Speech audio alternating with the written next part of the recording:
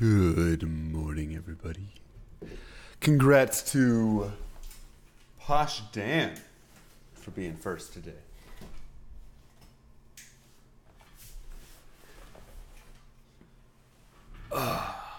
Fresh meat. Fresh meat. Sid the Kid, how's it going on? Mwah. That doesn't even really make sense. Fresh But we're just gonna go with it. And Bladino as well. Mwah. Beautiful kisses to those beautiful, beautiful people right there. Fresh meat. What in the world? Jones 123. Mwah. Dropping down the triple Twitch Prime. Wow. Wow. Thank you so much. I do appreciate that greatly.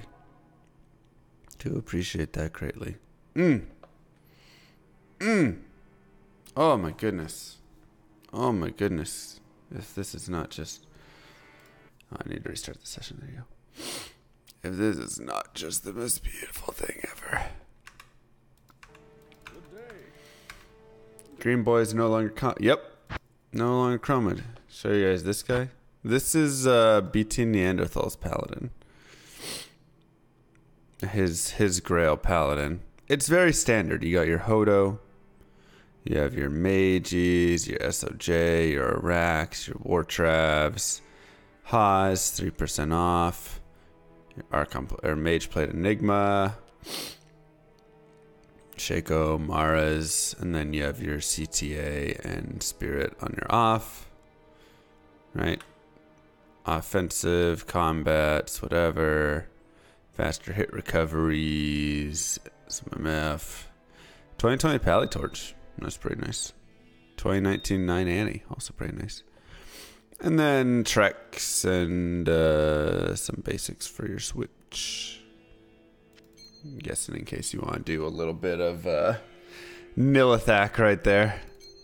That's not an MF character. I mean, you can still get some MF on it, right? You got 48% right here. You've got a little bit right there. A little bit right there. You got your Geeds. You have your P Topaz. I mean, you're probably running. Plus, you have 94% from Enigma. God, I forgot how broken Enigma was. I forgot that it was based on character level. So you're probably running like 250 to 300. I mean, we can actually look. 267, yeah. 267% MF. That's a lot of MF, guys. You got to remember. That is a lot of MF. Not everybody runs like 650 crazy numbers. That is not how you spell players.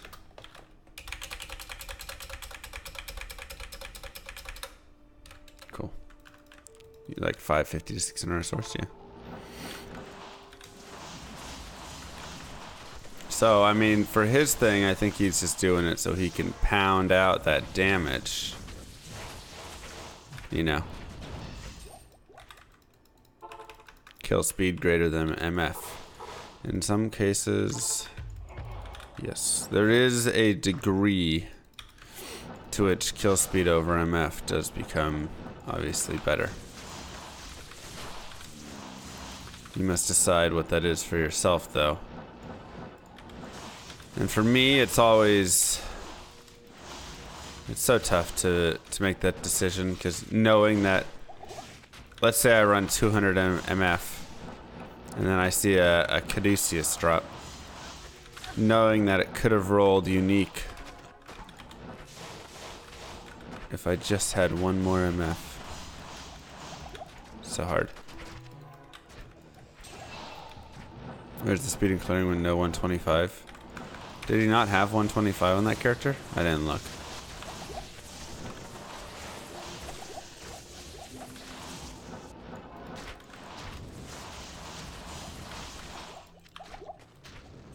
Oh, yeah. Well, he had that spirit to switch in his inventory, so he had 125 if he wanted. Probably just depended what exactly he was going for. And there wasn't any whiz pike or anything. Do you have full 7 MFs yet? I've got 5, 6, 6, 5, 5, 6, 7, 5, 7, 7, 6, 6, 5, 7, 7, 7, 6, 6, 7, 6, 7, 5, 6. These are my two best ones with all res attached. 7, 7, and perfect G's. Well, 40, 15 at least. So. Ancient shield. Death at least.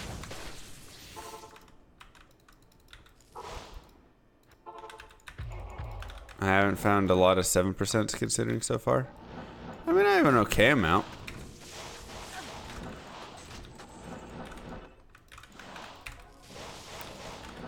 Three days after starting Plaguey Source, you got your Andy at Sarah said Andy. Yeah, I mean, it's kind of a crazy item to have where it is, you know. I ain't gonna lie and sit here and tell you guys that my last items aren't a little nuts. But, you know what's amazing? These are the last 6 items in the game that I need right here. Down at the bottom of my stream there.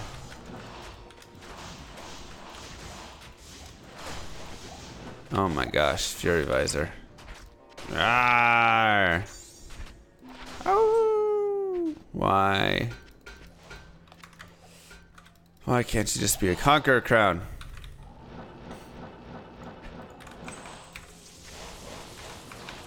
But yeah, Seraphs, not crazy to find. You know what most people's finals lists look like? A lot of times? Mang Song, Astrians, Archons, that is Mang Song. Maybe Grizz, probably not.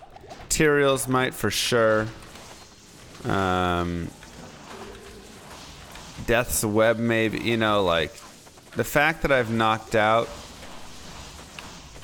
3 of the 4 hardest items in the game.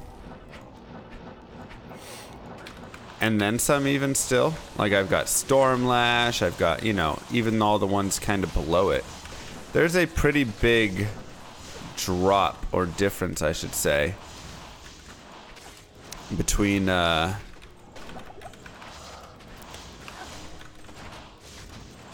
I can Pindle. I mean, that's generally how it goes except for Tyraels, mate. But yeah, if we just look at what is left, like Wind Force, I mean, it's rare, but it's, you know, it drops down to that probably 10th rarest item or something.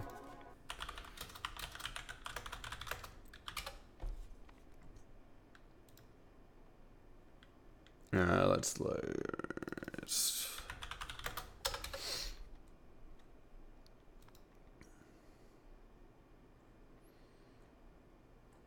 So I mean, what? Tyraels might, Cranium Basher, Mang Song,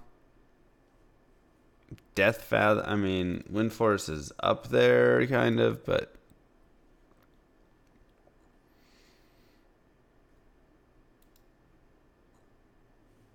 yeah.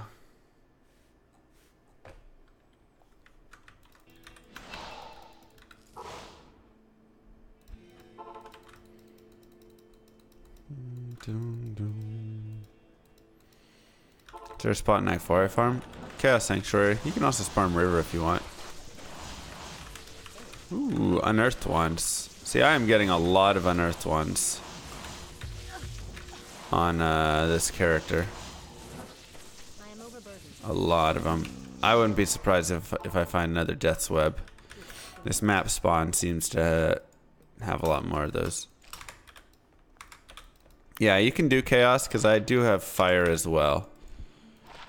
When did I get so many small charms, man?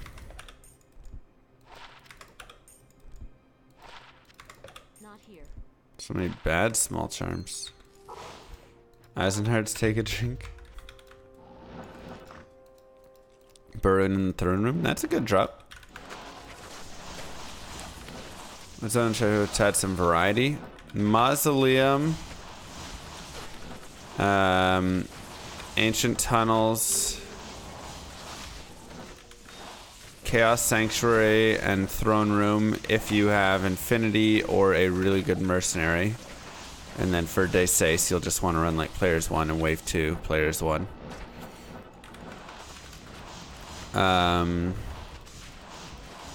Then there's those Act 5 areas, like the frozen whatevers. You could go farm those if you want some variety. You can farm red portals if you want in Act 5. I don't like those ones. I'm not a huge fan of the portals there. Alright, these champions are kind of annoying.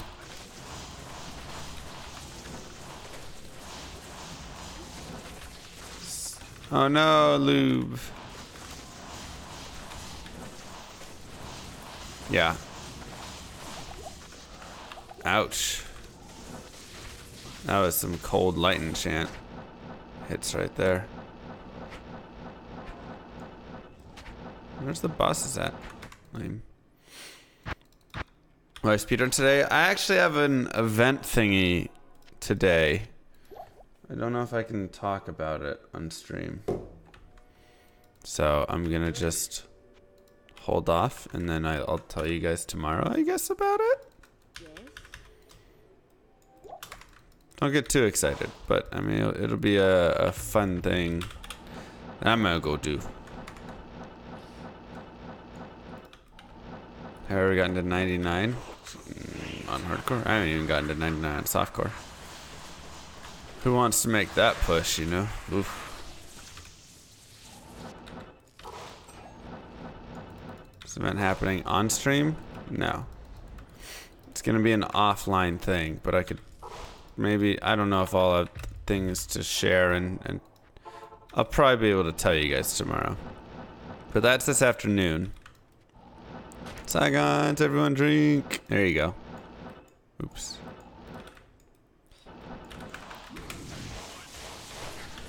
So, we'll have that. Amulet is green. Really? All that stuff rolls unique and the amulet stays green?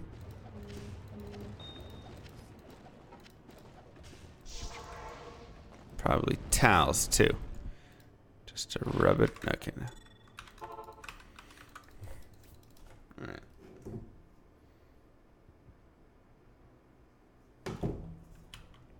Am I going to be a dad? No. Oh, God, no.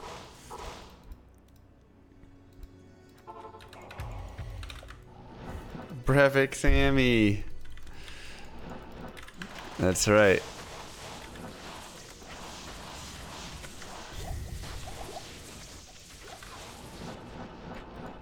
Mr. Siverb.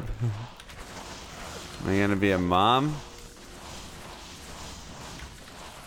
You call me fat? Is this event DT related? No. It's some streamy thing.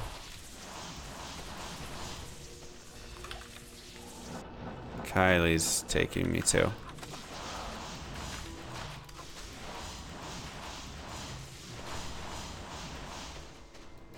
Boop. Pregnant?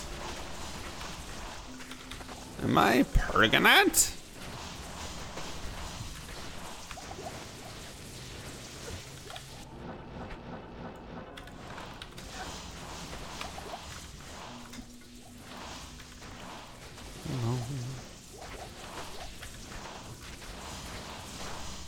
Pregante.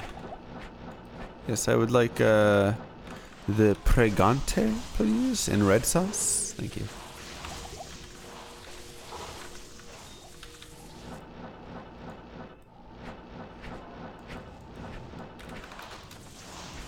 I'm IRL. I don't think I can stream. I'm pretty sure I'm not allowed to stream it. Otherwise, that'd be a really fun thing to do. But regardless, yeah. So that'll be that. This is our break day from world record speedrunning after some brutal days of getting slaughtered. Why does everybody keep asking if I'm... Do I look that fat? I mean, I put on a couple pounds, but it was the winter. I guess not really, but my corona. I can't carry anymore. It's all the scones. Did I manage to complete yesterday's run? No. Yesterday's run, I just got wrecked in. I got absolutely destroyed. First one, I got wrecked. Second death. It was just inexcusable. It was so sad. But yeah, so this is D2 World Record Week, Druid Edition. Ooh. D2 World Record Week, Druid Edition is currently underway. And I am just,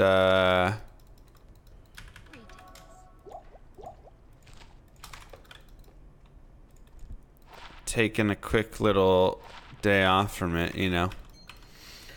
After yesterday's brutalness.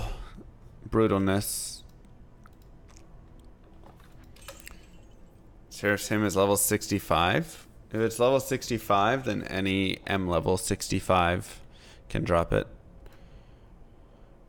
What happened yesterday? We just died a lot in dumb ways. Lost some easy runs. Sillily.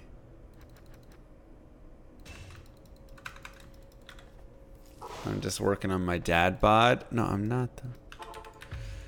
First death was balls. It was at least okay. Frozen River is painful. Second death was 5 normal monsters. I mean nightmare, but normal kinds of monsters. It was not an okay death.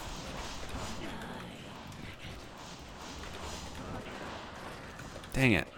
Quit with the set ammies.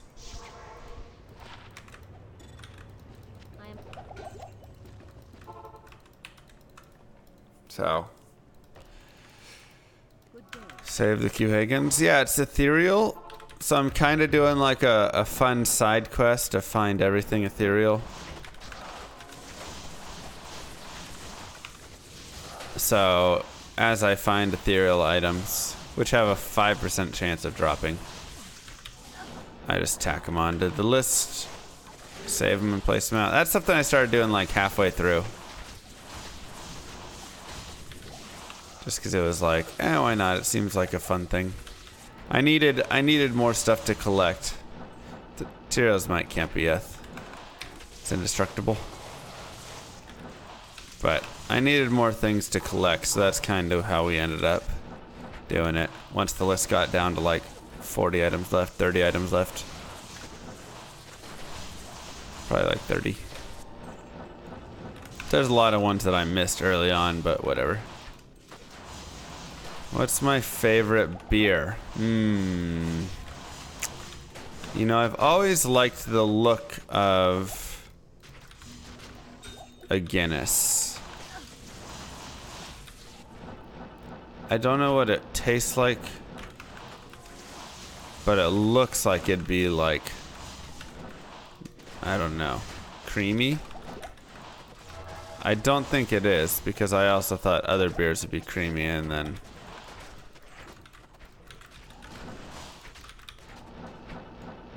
I've honestly never had beer, so I can't really tell you. But I can tell you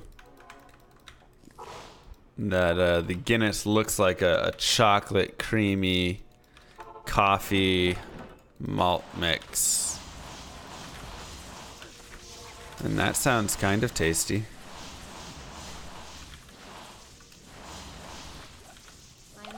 Man, you beer people are so specific. Especially if it was poured on nitrogen taps. I don't even know what that means.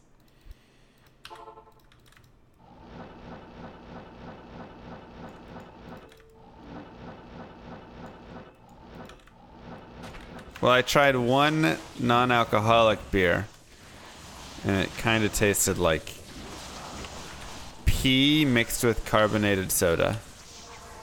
Is the best way I can describe it.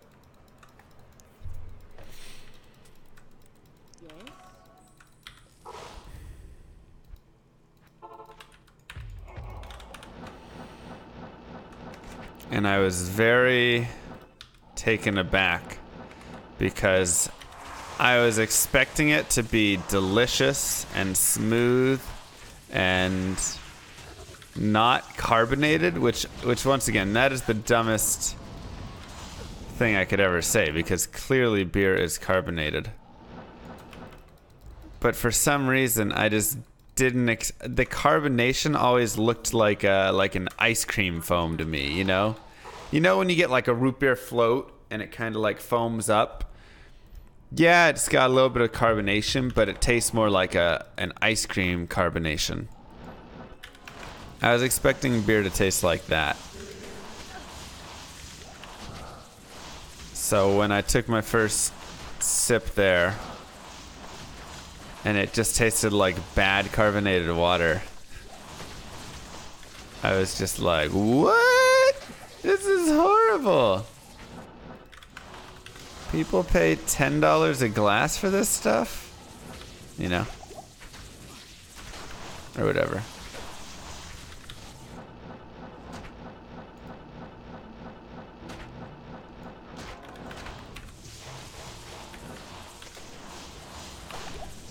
I mean, I think it was a lighter beer that I tried, but it was a German beer. It was just a light German beer.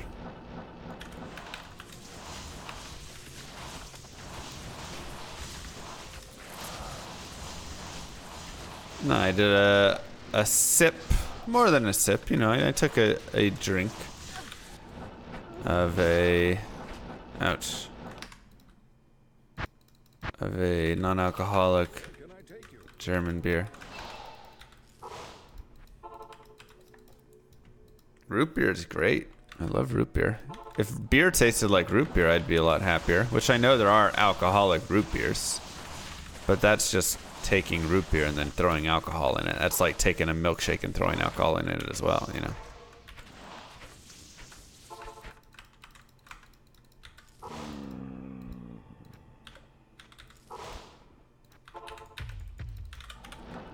Lambic or sours. Like half my friend, more than half my friends, they all hate sours. They're always like, ugh. And then they're like, everything tastes like a sour now after they drink it. Sup llama. I've What never up? finished a beer either. Hey, we're the beerless bros. Or sister and bros, whichever. Thank you, Daya. Appreciate that. I don't know, probably like 7 Sid or something. Skip the beer, go straight to scotch. Lambic beers are fruity, but is it still like fruity piss water? This is my question. Another. Jeez. This is my question to you. I am overburdened.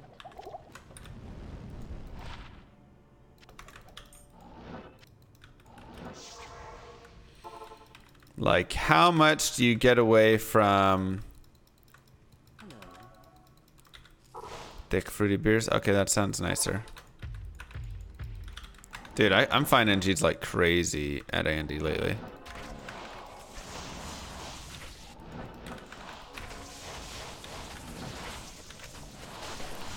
I mean, I'll just say, like, I hate, like, Perrier and...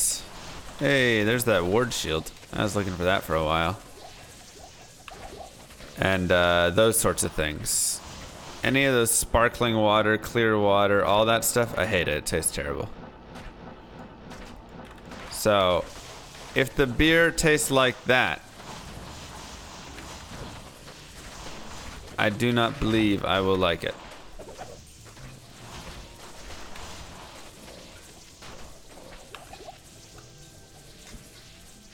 I can't carry anymore. Yesterday's runs were rough. I'm still warming up my hardcore muscles. That's all I can say. My save quit muscles, and I mean, yesterday I literally died my second character death because I played my instant muscle memory was play as if it's softcore.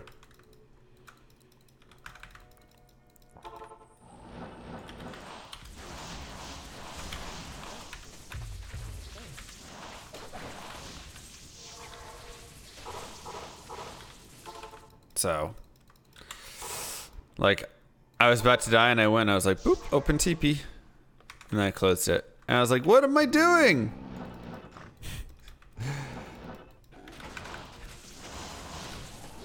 German beer is like a meal. I guess if you get a thicker beer or something like that.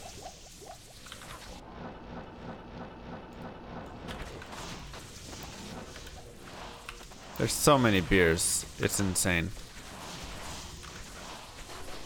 It's like slightly snottier than wine. Thank you, Germany. But you still get your beer snobs.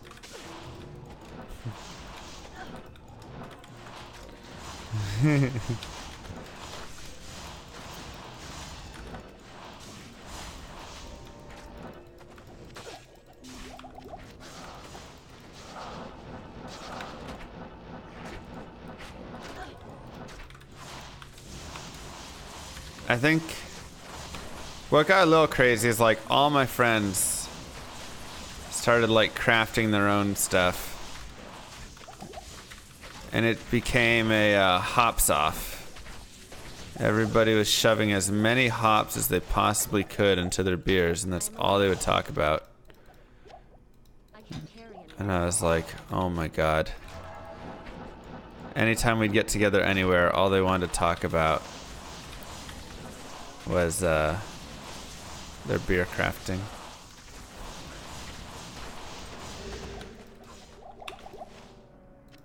And they'd like bring it over. You know, they'd like bring it to the party. And and a lot of the times people would like graciously try and drink it, but you could tell that they weren't really enjoying it. It was like, all right, good stuff there, Jimbo. Be like, yeah, you know, I mean, this batch came out all right. It's whatever. Had some issues with the whatever, but I hopped it up. So tried to get a mix of mango flavoring into this one. I'm trying out a new recipe.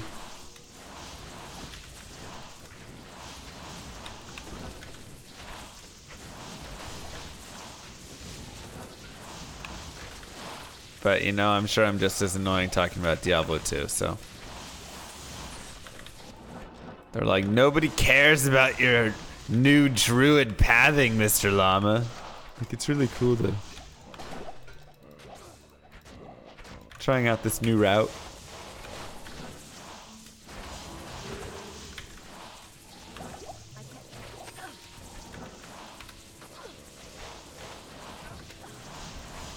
No, this isn't. This is just my morning voice, Todd. This is just my voice in the morning. I'm very bad in the morning. Like a bad boy. What up, Teo? Well, Teo would be interested, yeah. That's why I hang out with Teo when I can.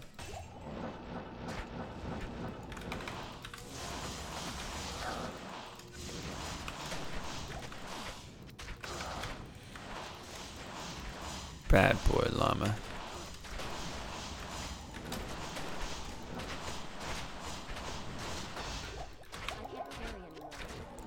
Somebody has my aura. Why'd I take the video down on YouTube about the Enchantress? Oh, I re-uploaded it. The audio was screwed up on it.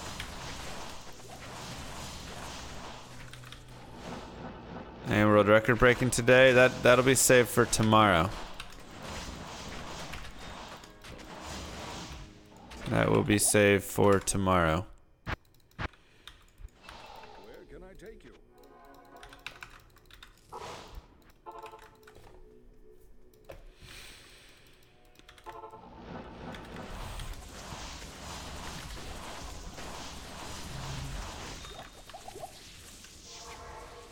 Tomorrow and not Wednesday. You got a sub 30 Hell Hardcore Barb? What? No, somebody ran a sub 9:30. What? When did that happen?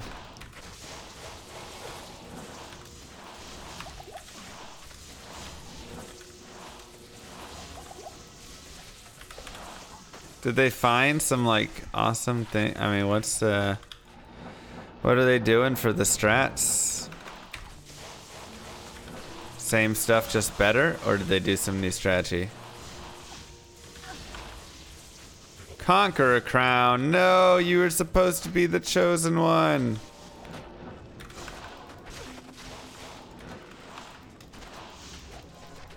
I'm very curious about that. Same stuff, better RNG.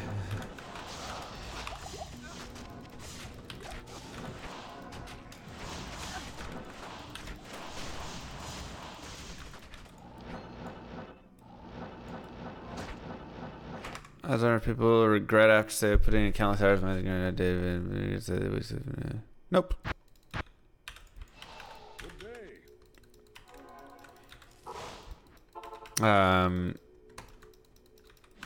Barb is huge RNG. I mean, getting crushing blow early would be a thing. Getting some like faster run walk. Getting something that's faster cast rate plus skills. You know, if you get maybe like spectral shard could be really nice. You know, suicide branch could be really nice. Things like that.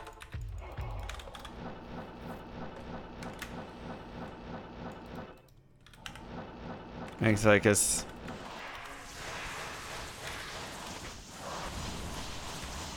How do blitz specs deal with cold immunes? My mercenary. Or I have fire if I really want it. Pew pew.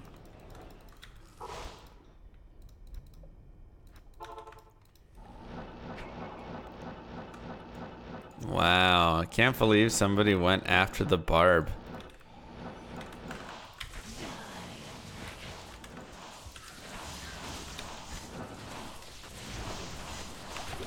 Can't believe somebody went after it. I figured people would just leave it alone. I mean, why do it? Like, it's awful. Why would you waste? Ugh.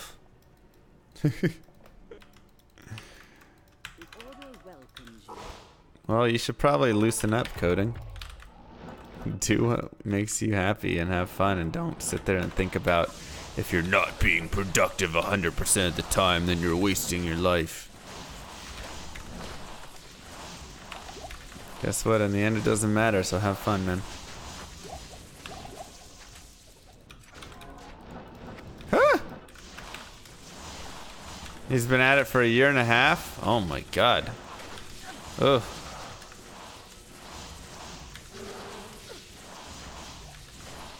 That's brutal.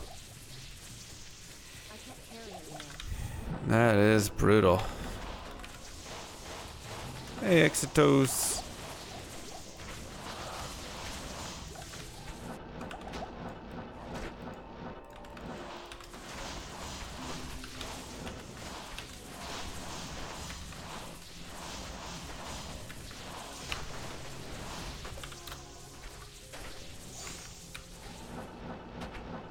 Yeah, I mean, props to him. That's a good time on the barb, too. I'm very curious to watch the run and see, like, what the heck he, you know, what happened, if he had, what RNG he had, things like that.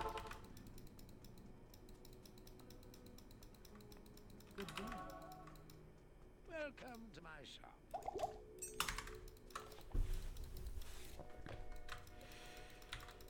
shop. Arctic finds Enigma. Hodo. Hodo would be super GG.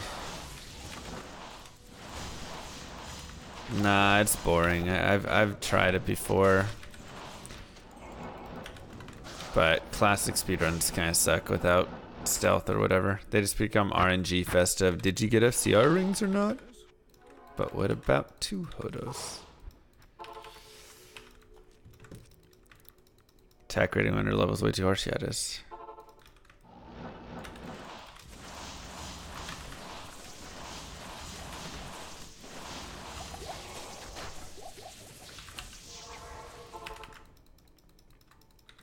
What up, sweet?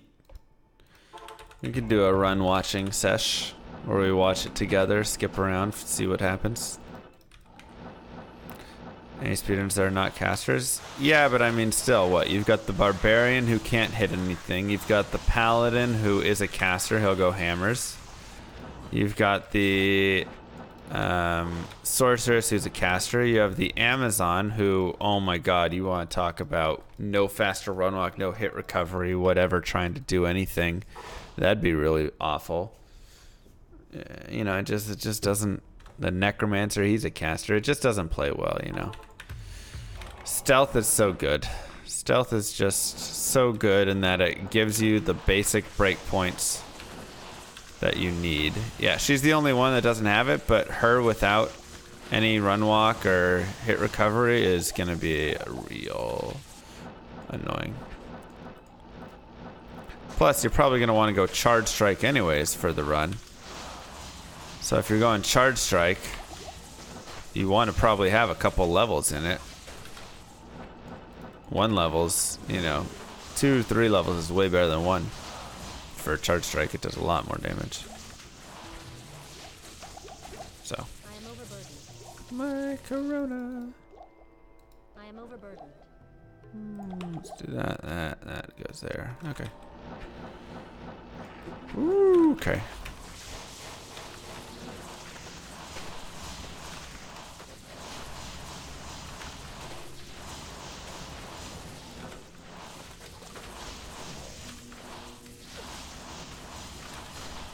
Get him. Big drop. Come on. War Swad. Not quite. I want that Conqueror crown. Or that Wind of Force.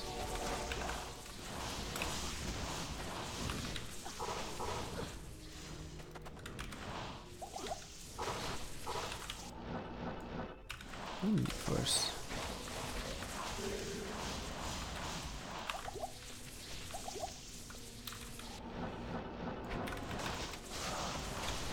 Leave it coding.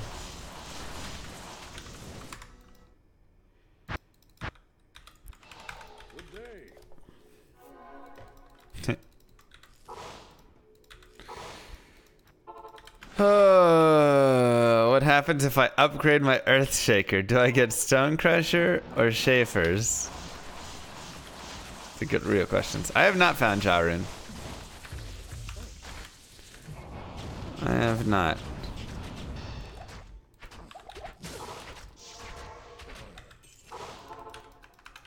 Very sadly. Let's go here.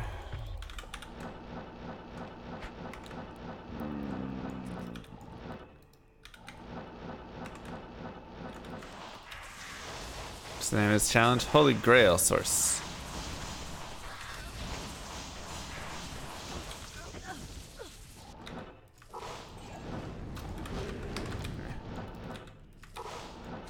Conquer a crown. Yeah, it definitely requires spawns to get Conquer a crown. That sucks. I've got a Conquer a crown Ractail, but it requires me to have a small spawn near it. Thank you, Germany. We just did Durance, this one.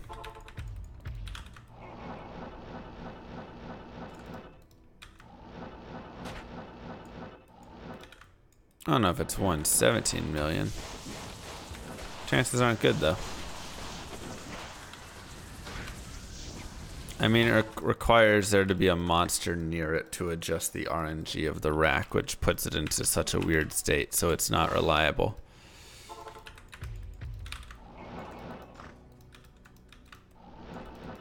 Which is unfortunate, because if I could get that as my reliable spawn, light gauntlets, heavy gloves, and Earth Spirit are the reliable spawns from that rack. If I could just get that as my reliable spawn for it to be Conquer Crown, we could be in a great situation. Then I would just farm that and get my Conquer Crown.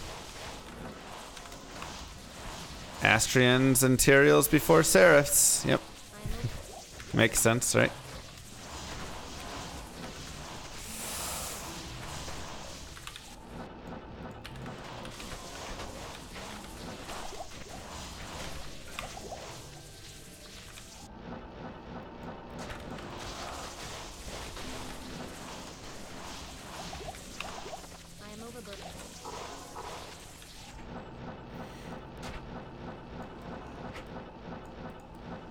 Okay. Dang. What build is least expensive? You can make a pretty cheap smiter or hammerden if you want. Do I have a system for setting up my stash? Yeah. So my stash is pretty easily organized. Trophy page, grand charms, monarch shields, rejuves, random charms, kind of like bases here and rune words for these few. Empty until 20. 20 is where I start with. This is gear that I kind of swap on and off as I want. If I want to go light source, if I want to go for more MF, whatever, right? Jewels, rings, ammies, belts, armors, gloves, helms, shields, pickaxe, whatever thingies, bows, crossbows, daggers, scythes, pole arms, staves, blah, blah, blah, blah, blah. Right? And then I go into set items, and then I jump over to 70, or here I have like crafted stuff. Here I have things that I want to reroll. And then runes, and then some more gems. I don't like playing light as much. I lose way too much magic fine doing it. Even though the damage is a little better. It's just such a cut in damage. Had any butter today? No butter yet. I do got a scone left though.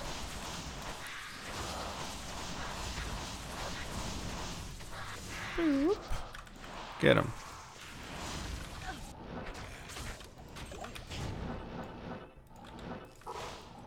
Yeah. I can't spawn it without a monster there. Sucks. Really wish I could have a Conqueror crown.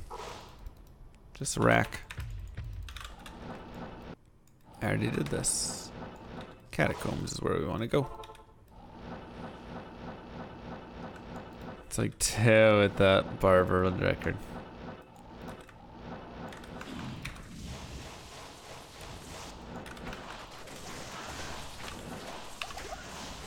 I feel ya.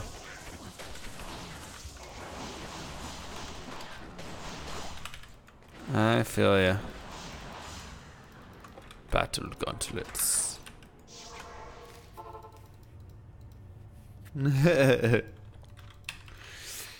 So I actually love a plain scone, potentially the most. There's these orange creamish Morning, ones. Mr. Llama. What up, I'm Melty? working on a thumbnail for you. Sweet. Would you mind helping?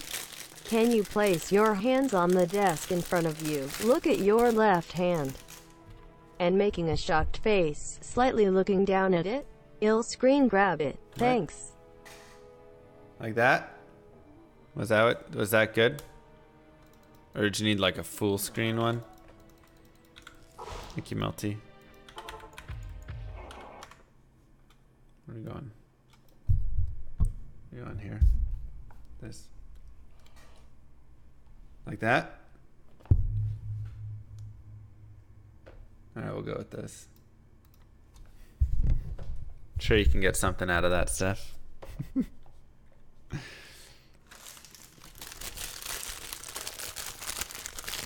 Just Captain Holt. Scones. Yeah, they have like an orange icing creamish scone that's really good. But a really good plain scone is just ooh. Ooh. Do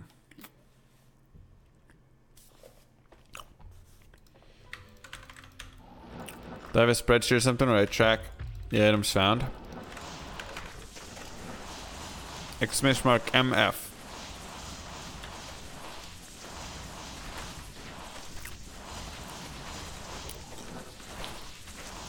Let me know if that was good or not, Melty. It's scone. Oh my god. Get out. No.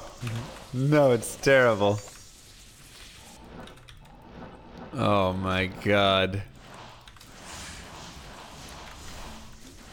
The green screen should have been there. Do we need the green screen? Anyone clip it? I mean, it'll be in the videos, so like... Is it you who's making it, Wellfots?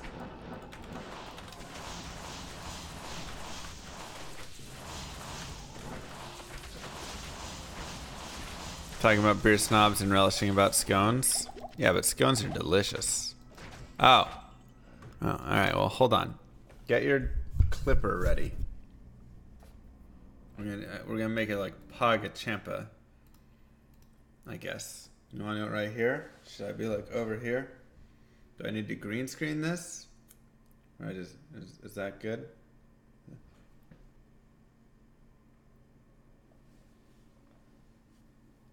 That good? Oh, scone. Good scones. Got it? Perfect.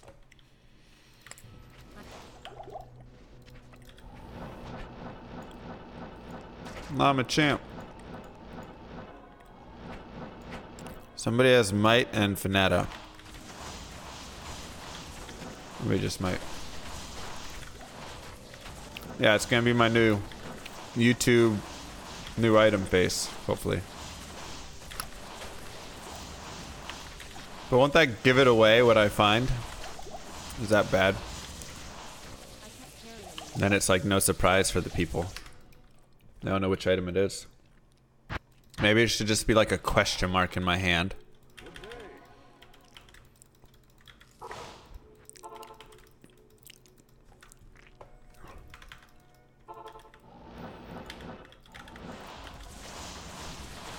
Or a scone in my hand. That's a good point. That's a good point. Scone snobs. Just the worst, right? Aren't scones the best? Dude, scones are so good. Oh. Scones might be my favorite breakfast food.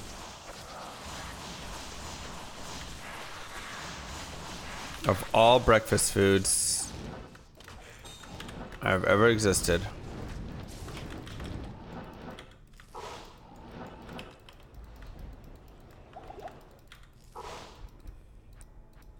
More favorite than bacon? Well, I've told you guys the bacon jelly bean story. That's dropped bacon off from my favorite thing. I can't lie, I think bacon's slightly overrated, just slightly. It's good. You get me some good bacon, yeah, I can eat a lot of good bacon. But I don't know, I feel like people took bacon and did too much with it. You know, they're wrapping everything in bacon and all the... Alright, now you got your bacon covered meats and you got your bacon on bacon and let's shove bacon in sandwiches, bacon, now we eat bacon, you know. And then you get things like bacon bits on salads and stuff, like, it just gets gross, you know, like, too much. Too much bacon. And there's a lot of crappy bacon out there, and people just think, well, it's bacon, so it's got to be good, and nobody can say bacon's bad because that's blasphemy. So, you know, it's like a lot of people ride on that train, I feel like, and it just brings down the quality overall of bacon. Curry chicken or vindaloo? Ooh, tough choice. Chicken, curry chicken, let's go. Overburdened.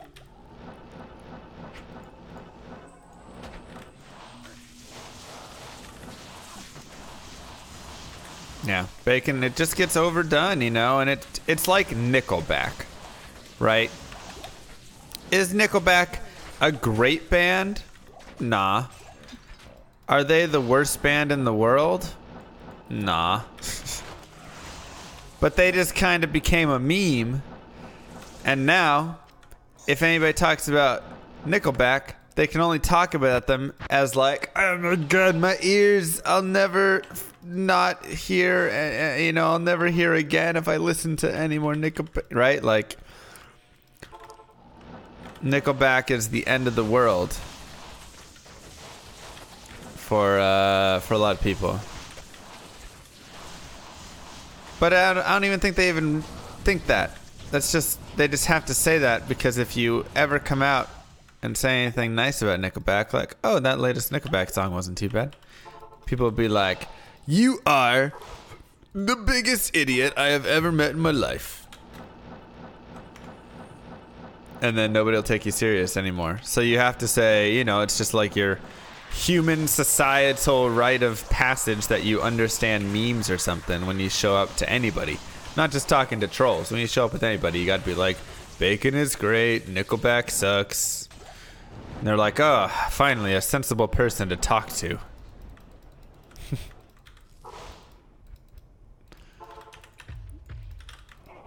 Look at that photograph. Alright, that's a bad song. I'll give you that much.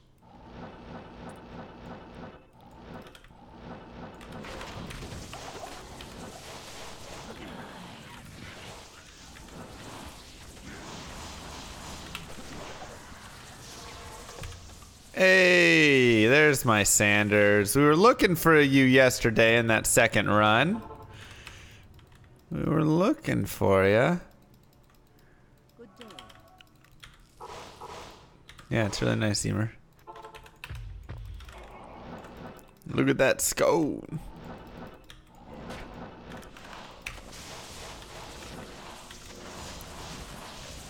So, yeah, that's how I feel about it. And you have to also say beer is amazing and tastes great. And I love IPAs. That's the other thing you have to say. At least in America.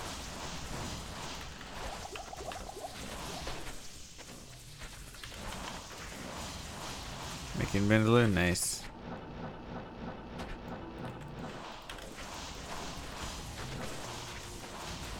I'm on the beer is amazing page.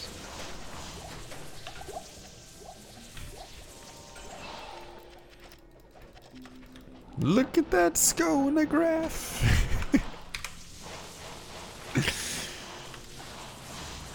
I'll just say every person in their 20s in America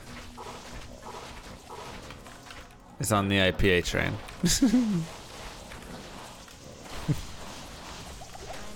Feels like it.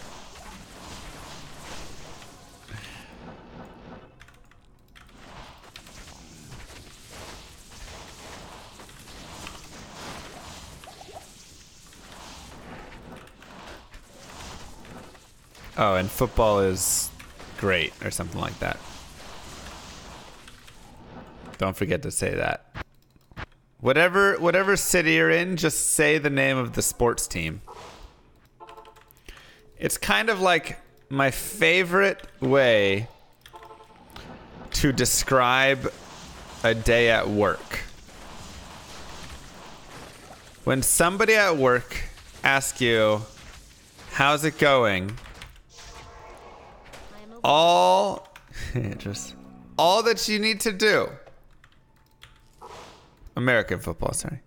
All that you need to do is literally say the name of the day. And that is a perfectly valid response, no matter what day it is. Because every day has such a distinct feel.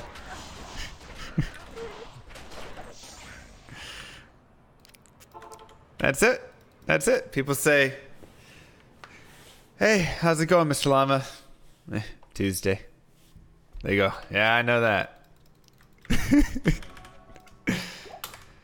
How's it going? Friday. Yeah, can't wait. Me either. How's it going? Mondays, am I right? Yeah, you're totally right. That's it. You literally just say, all you do is say the day. You never have to say anything else. You can just say whatever day it is, and it is like the perfect response. Oh, it's my favorite thing ever. Wednesday. Yeah, I know what you mean, man.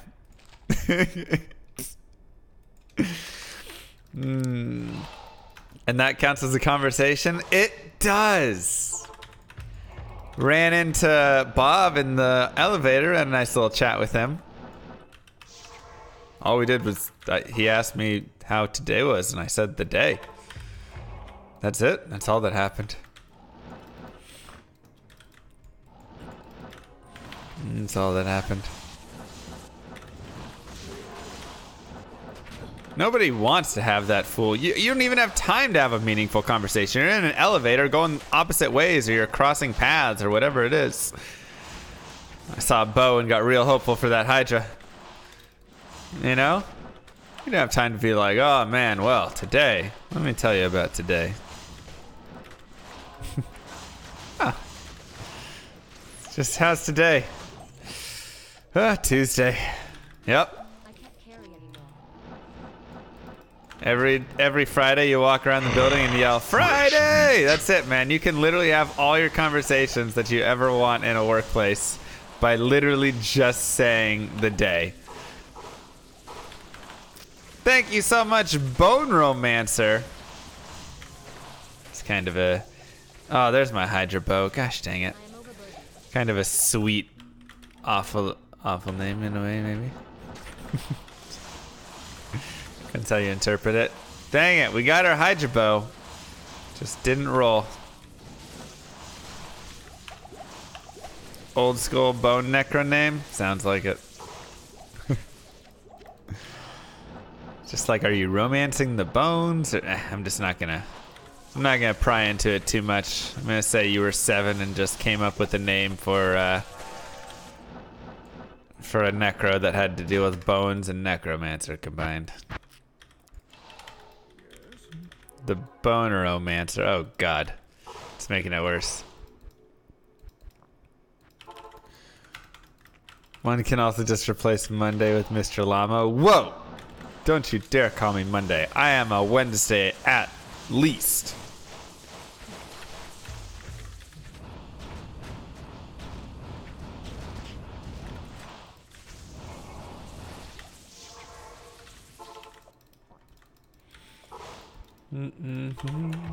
Ba-dum-bum-bum. Llama is my Saturday. Thank you. Thank you.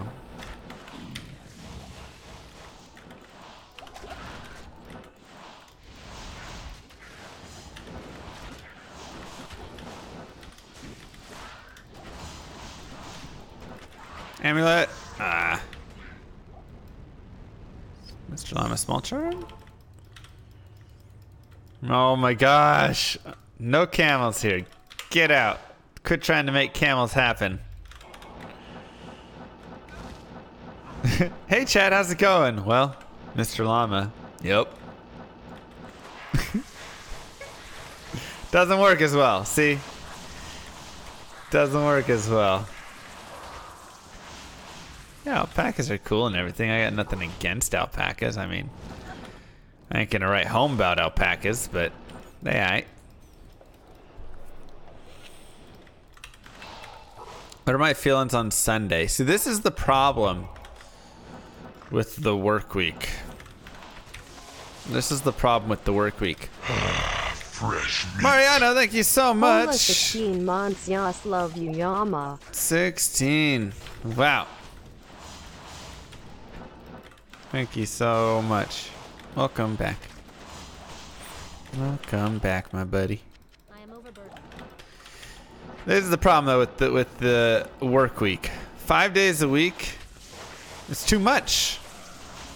It's too much. Work weeks need to be cut in half, 2/3. You can say. First off, I don't feel like anybody actually works 40 hours a week. Even if you're at work for 40 hours a week, I just feel like your mind can't physically focus on whatever task for 40 hours a week.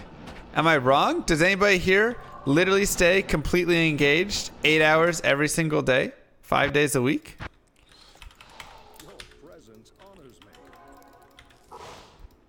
I mean, I'm sure some people do.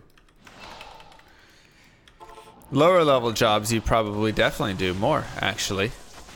But I think that's, I would say those are jobs that require more physical, less mental labor. I think it's easier to stay engaged in a, not like it's easy, but in a physical way, right? If I'm like, I mean, yeah, when I was doing stuff like moving, working at the ice cream store, I mean, even then, there were still breaks when people weren't ordering stuff. But, you know, if I'm like moving boxes, you know, I used to work in kind of like a warehouse depot place. And it was, you know, you'd kind of just move around and get things done. But, you know, if I'm just saying, like, nobody fully works 40 hours. Like, in my office, you can walk around and people are on Facebook, on the news, they're shopping on Amazon, you know, all sorts of things because, well, you just, I mean, there's not 40 hours of work all the time. Plus, there's always deadline or delays and red tape and blah, blah, blah. Plus, it's just, you can't stay engaged that long. Mentally, if you're trying to stay, you know, coding or whatever it is for that long every single day, I mean, you'll burn out so fast.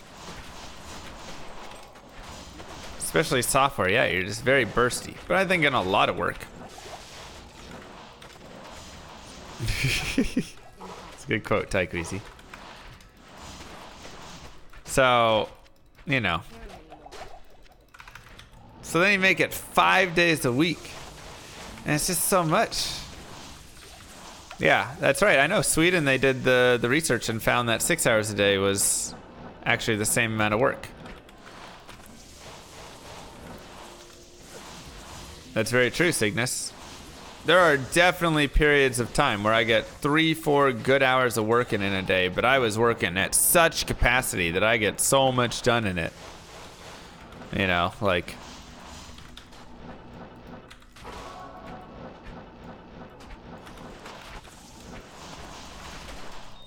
Robot store places all anyways? Yeah, eventually.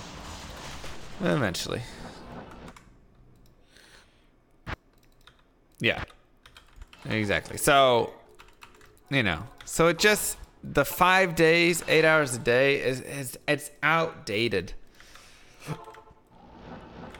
It's outdated, in my opinion. It needs to be changed, goneroni, nixed, adjusted. I know it's like a terribly scary thing that companies would hate to do. But man, caregiver. See, caregiver is going to be different. But once again, I think there's a lot of times in those sorts of positions where there's still time that you're not engaged. You're engaged, but you're not, right? Like you can be more, I guess, physically engaged, but you can mentally still kind of take a break. All right, let's watch a movie. Everybody chill. You know, like things like that or something, right? Let's have lunch. Let's, you know, there's engaged but not married. There you go. But yeah, I do think there are definitely, you know, some positions that push a lot more. But even still, I feel like you burn out in those a lot more. Someone who's new to data science, how do I analyze a query huge with multiple subselects that produces way too many rows? Don't have as many rows. Aw, rare amulet. Break up the data more.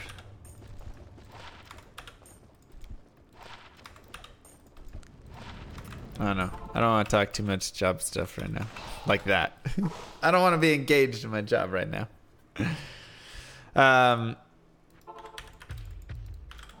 Get more RAM and cry while processes. Yeah, there you go. Sometimes it's just going to take time. Oh, I already did that. Oops. But, yeah. It's just... There really needs to be, it produces like 200 billion rows. Yeah, I mean, if you're just trying to analyze 200 billion rows, you're going to take a long time. That is going to be the nature of that, man.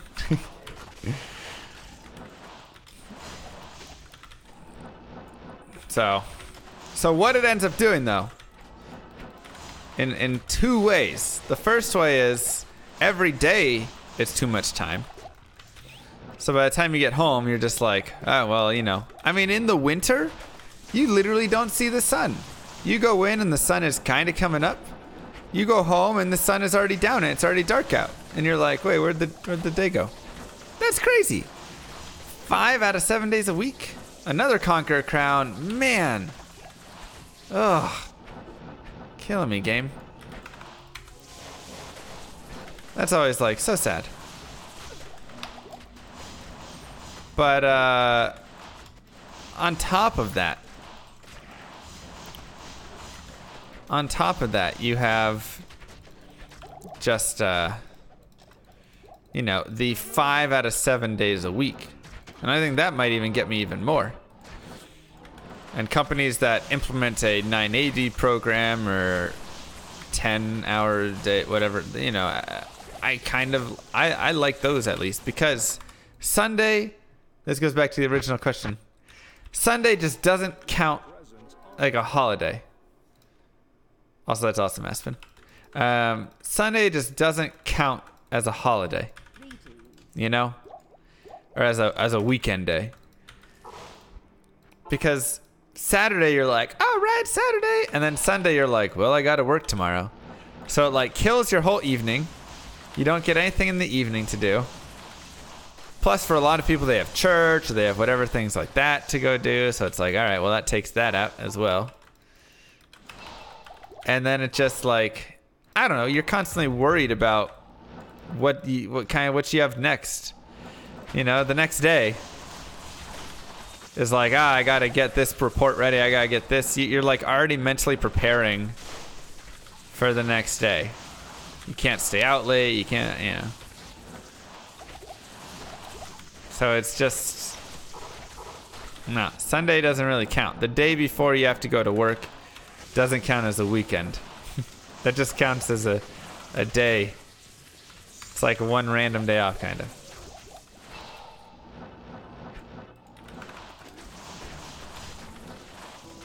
So.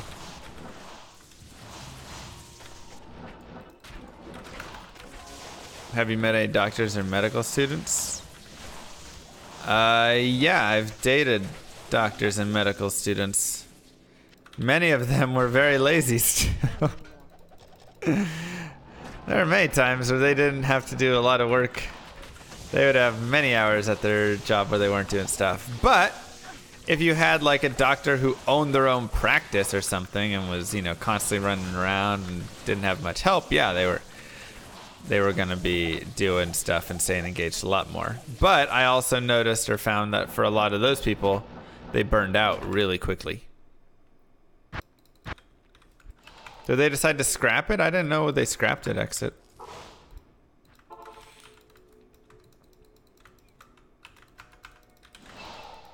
I mean, like,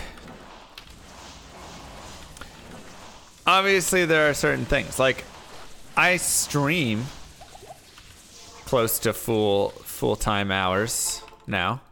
Part-time to full-time hours, roughly. And, you know, and I like to think I stayed decently engaged with that. Like, I'm always having to be mildly engaged, but at the same time, I'm also doing something that I really love doing, right? So there's definitely like pieces to it. Right, it's no perfect solution, no perfect whatever. Not every job is the same, right? Software versus physical labor versus, you know, I mean, there's definitely huge different pieces. But I think this falls more under the arts, which I feel is in a very different aspect. I did find Estrians. You're serious 20% streaming I don't like? Oh, for sure. Oh, there's tons of pieces of streaming that people don't like, that I don't like. But that doesn't mean I don't like streaming, you know, like, I can very having to deal with people who say really mean things. It's not fun, you know. You can go through your YouTube comments and go through Twitch comments and things like that. All right, that stuff's annoying. Having to deal with, you know, relationships with just people and people's expectations and stuff, right? There's plenty of people that, you know, will try and, I don't want to say try and be too friendly, but like don't realize that there are a lot of people that will send messages and want to chat, and honestly I don't have time to talk to everybody, right? I would love to. I wish I had time to sit down and have good conversations with everyone and, you know, be friends and all that stuff. I really wish I did, but I don't have that time, right? So I have to have it. There has to be a little bit of a barrier there in the wall there, and some people don't like that. Why you gotta be like that, Mr. Burns? You know, some people would be like, Mr. Llama is so rude. He only talks to me when he's asking, you know, about blah, blah, blah, or whatever. I mean, I like I say, I can't send a personal whisper, hey, how's it going? To everybody. And I really wish I could. But a lot of people, whatever jerk. Whatever jerk. You know. I think a lot of people kind of, and this is also, you know, you see this even more with female streamers, right? A lot of girl streamers, somebody comes in their chat, hangs out for a bit, thinks things are going really well, and then starts wanting to talk with them a lot because, hey, I want to take this to the next level. And the girl's like, hey, you know, like I'm just streaming.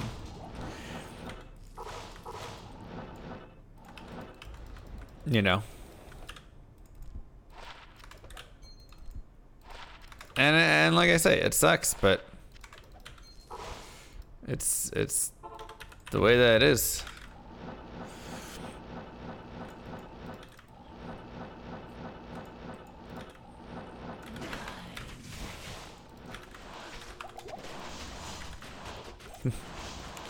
That is how I introduced myself to Kylie. No, I met her at an event, and I was like, "Hey, let's take this to the next level." No, I'm just kidding.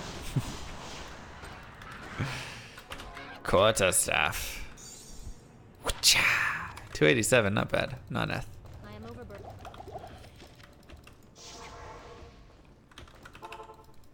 But just want to know if you made it.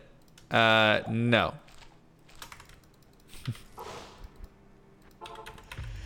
I'll just say that, Stoney. But, you know, there is just things you run into with all that stuff. And that stuff is tough. Having to constantly be on a schedule and then having to deal with adjustments and things like that. Having to deal with all the people who don't believe streaming should be a real job. Whether it's parents, whether it's friends, whether it's viewers, whatever it is, you know, there's a lot of people that don't respect streaming. They sit then they're like, you're just playing video games. That's all you're doing. I could play video games if I wanted to. It's not a real thing. Like, grow up, whatever. You know, I mean, there's whatever. There's tons of people that constantly will post that stuff. I mean, Lyric he was talking about like some burnout that he was having a little bit ago. I think it was Lyric on Twitter. And oh my gosh, the number of people commenting that were like, grow up. This is, you know, you're playing games, blah, blah, blah.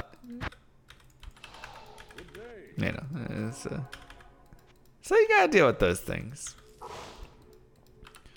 You gotta deal with all those things and those people, whether they're jealous, whether they're just angry, whether they're non-believers, whether they're, yeah, whatever it is.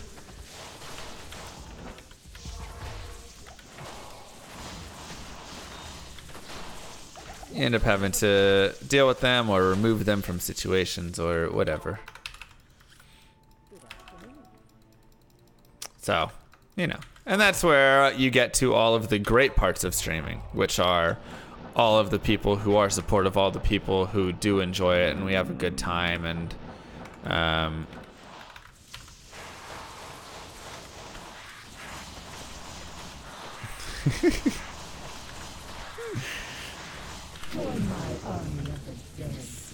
it's a whirlwind of a lot comment. of streamers are just playing video games. The really good ones are the ones that can do commentary well, like you, jerk. Oh, and there's the jerk. Okay, well, there it is at the end. Thank you, Crown Heart. Jerk.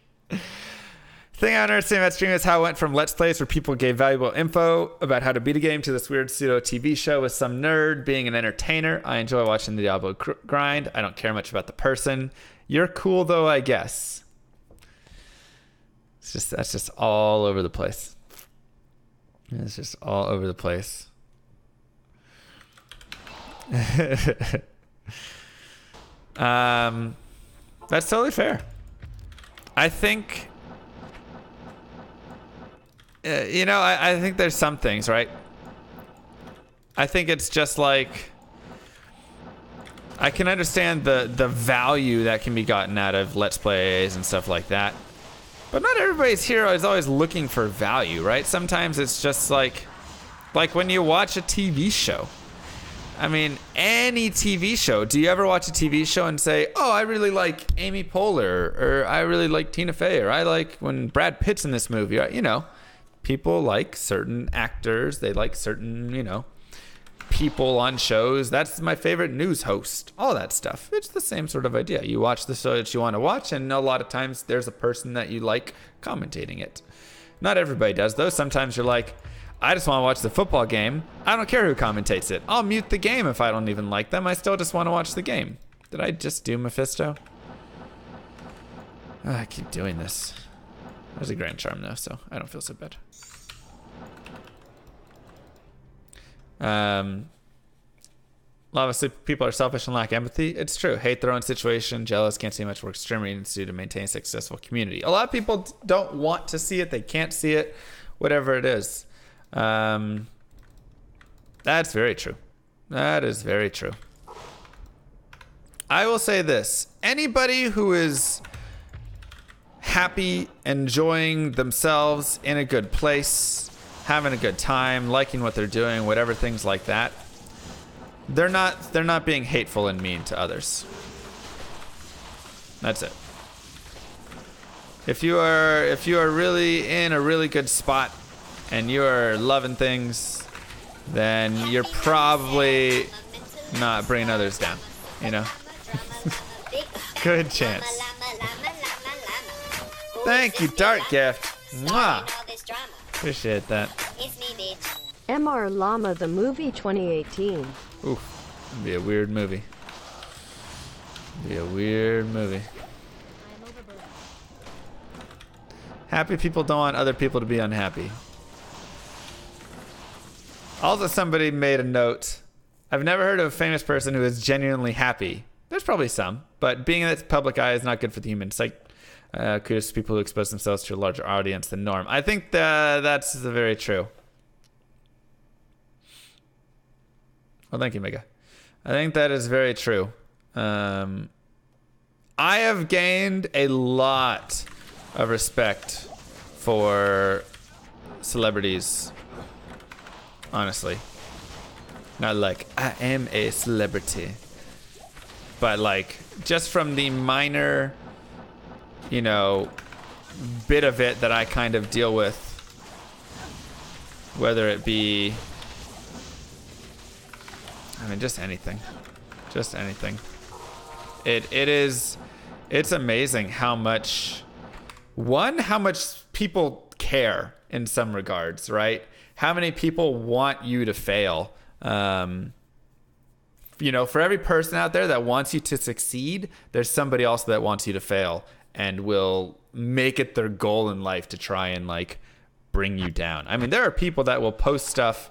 They'll go to 50 of my videos on YouTube and post things that are just like, you're the biggest F and blah, blah, blah, and you suck and you need to quit life and just go. And say really, really nasty things, put a gun to your head and just end it because I'd rather die than listen to this. Whatever. I mean, like, it gets real mean. And they'll do that to 50 video. Like, I'll wake up in the morning and go and be like, oh, great. And then you got to go remove all of it, right? And it's just, like, annoying. But it's crazy. It's crazy. And I can only feel bad for that person. Because, man, that person cannot be in a very happy place if that's their life. You know, like, that's where they're at. But, man. God, it's just like, oh, it's so brutal. And then just social media in general and people, and, you know, and then you look at things like, you know, whatever. We'll take like the Kim Kardashian or someone, whatever. Just, you know, you can take any famous person. Look at their Twitter. Half the things are like, I love your stuff. And the other half are like, you are a terrible human being and you're the worst person ever. I can't, you know, like, oh my gosh. Oh my gosh. It's crazy. It's crazy. Gosh, Tony. 21st, I think, right?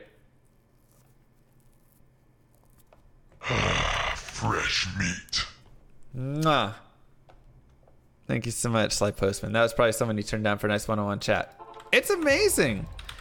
There's a lot of girl streamers who a guy will be like, hey, you know, let's have a private Skype session. And she'll be like, sorry that, you know, I don't want to. And he'll like message her every day. And then she'll be like, you know, hey, this isn't, you know, what it is.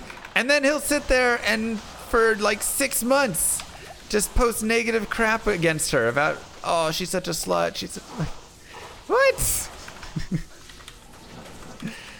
The insecurities, man. So sad. That's so sad.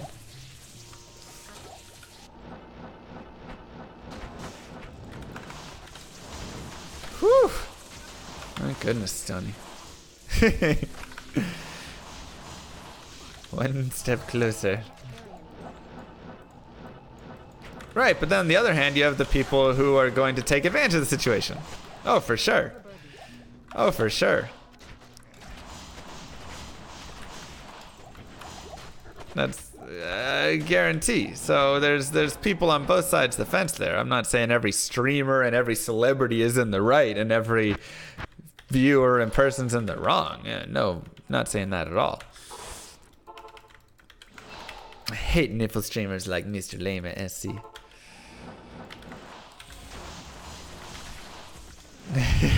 So, about that.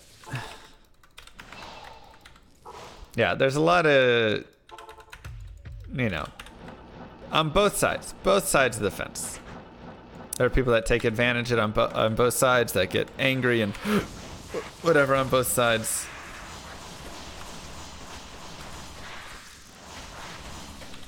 I'm just saying, from a viewer side, you can just ignore it, right? Like, I'm a viewer and a streamer. From a viewer side, I can just literally ignore it. Cool, there's, you know, garbage booby streamers that are really annoying. I'll just not go into their streams. Done. You know, like, yeah, you still kind of see them pop up on the front page every now and then, or they're high up in the directory and you're like, that's annoying. But you can kind of stay more away from it. But when you're on the streamer side of it, good luck. They can go pretty much everywhere with it, you know? The order welcomes you.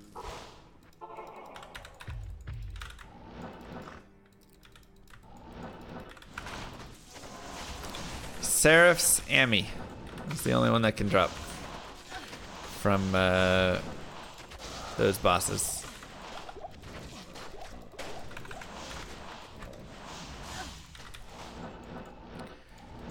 Wonder how much of this has to do with the influence of social media on general human interaction. I think it's two pieces of it, right? Two different studies. One is the influence of social media on the human psyche, right? people, social media has been shown to lead people into like further depression or whatever it is, right? It makes people feel bad about themselves because when they look at social media, they're only seeing the good, or they're only seeing whatever that way, right? That's very true. That's very true. The more that people see that, and also there's links between the more someone is depressed, the more they use social media. Like it seems like it's a cause and an effect. The more you look at social media, the more depressed you come. The more depressed you are, the more time you spend on social media. And you spend trying to perfect your social media to make it look like you're not depressed, right? People have this, it's just, I mean, people have always cared about their image, right? Got to have that awesome new car, got to have the biggest house, got to have, you know, I got to make sure I look real nice, right? People always care about their image, and it usually gets a little too far. They go a little too far in caring about it.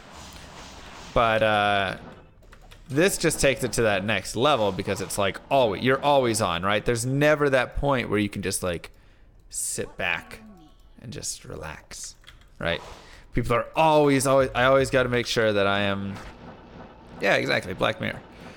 Always got to make sure that I look like I'm having the best life ever. And people care so much about looking like they have the best life that they don't actually care about having the best life. They're not even sure how to really have it, except by seeing social media and going, oh, well, this is the best life clearly is this, you know, she looks like she's having the best life, and they get in a social media off.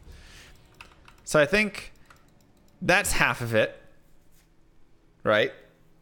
Half of it is that. And then the other half is so just online interaction as well. We've kind of learned that people in anonymous situations. Thank you, Arialic. That was very sweet of you. I'd say 50% of people, maybe not 50. I don't know what the exact number is. In anonymous situations, turn into someone that is, you know, really like rude and mean and would say things that they would never say in real life. And then the other 50%, yeah, trolls, right? And the other ones kind of stay. Maybe it just reflects how you really feel on the inside. Maybe that's all it is. When you are having to be a human being and there are consequences, you have to act in a certain way, right? Like, that's that. I'm not saying it's a reflection of who they are. I'm saying it's a reflection of how they feel inside. Right? When you're online and you're anonymous, do you turn into a troll? Do you turn into somebody who posts terrible, awful comments? Would they say those things in real life? Probably not. But it kind of is like the, what's that effect? Like when you have a large crowd, mob effect, mob mentality, whatever kind of, would you really break in and steal something from a store? No. But if there's a giant mob breaking in, 1% MF, and stealing stuff from a store, more people, herd mentality, maybe. I think it's mob mentality.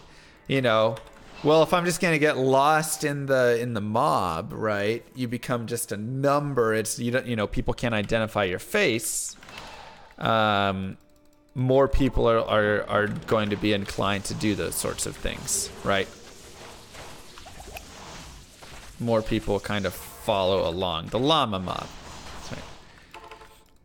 So it's just the anonymous responsibility diffusion. Maybe that's what it is. But a lot of people, you know, when they are in an anonymous situation, can kind of turn into someone else. Right.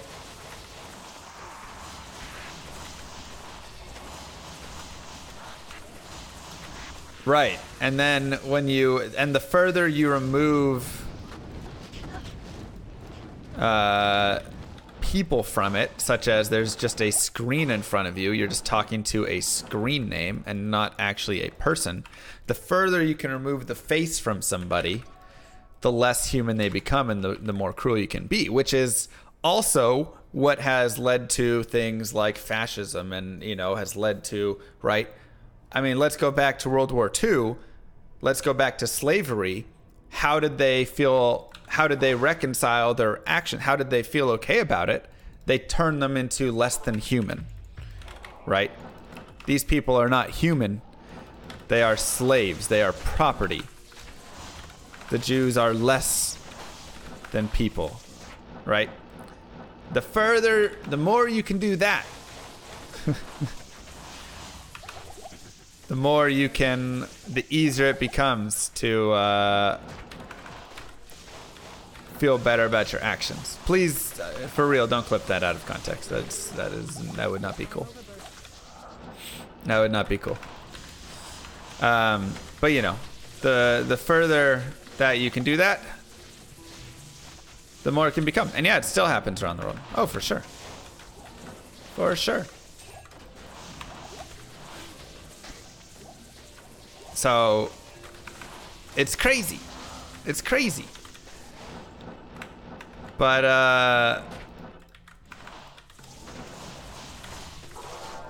that's the nature of it, right? That's just kind of human nature. And so it's kind of a mix of all of that stuff, right? It's kind of a mixture of every piece of that all together. Okay, I don't have to look at this person in the face anymore. Everybody's doing it. It's very hard to tie it back to me. And that's how you get people that just send the nastiest things. It's crazy. Apartheid down in South Africa. Oh, for sure. Same sort of deal. Have I dropped Zod? I have not, but I have 2 Chams. So that's like a Zod drop. That's like a Zod drop. Oh.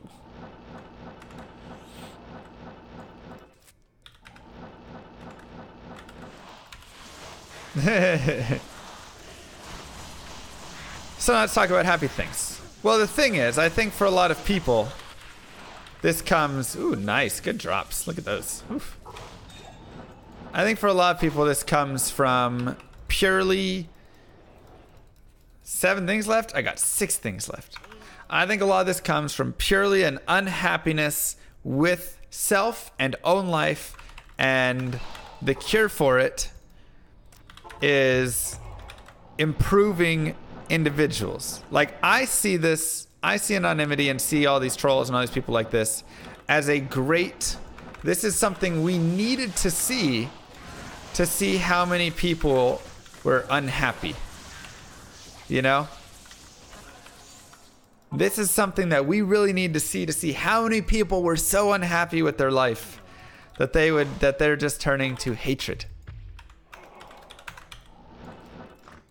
You know?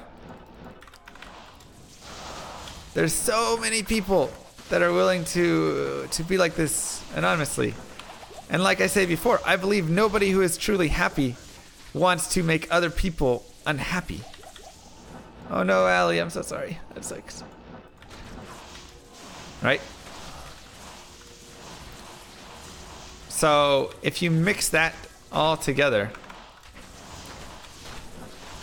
it's a great wake-up call. And I think it's a positive that we're getting to see this, because I think it's a good way to say, you know what we need to do in the future? We need to improve overall happiness of people. And that can come from better education. That can come from better healthcare, better, situations for people. Easier said than done? Oh, for sure. But that doesn't mean that it can't be, you don't have to change the world all at once. You just have to change one thing at a time. Lesser work days, right? How many people have stress and unhappiness from jobs that take too long, don't pay well enough, don't do, right? How many people? Oh my goodness. Join my army of the dead. Your Taltoon Y'all Ranch talking about trolls? Perfect, Ibio. Perfect. Y'all talking about them trolls? Oh, thanks. Oh, God. Camel's here, everybody. Mwah. Thank you, Mr. Camel. Let's see.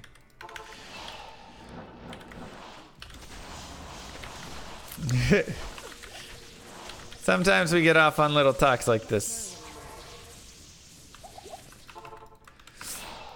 I'm happy at McDonald's, so I have any future there, so I want to leave. Eh? I mean, you know, you gotta figure out your future for yourself.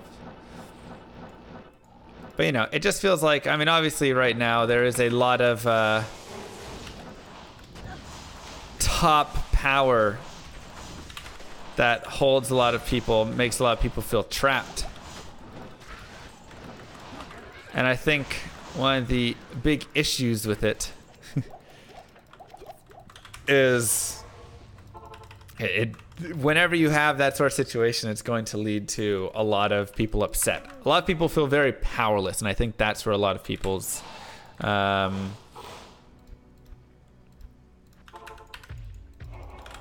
lot of people's hatred comes from. You know, how do you change your current situation? A lot of people don't feel like they can. They can. But there, you know, there is to a degree as well, right?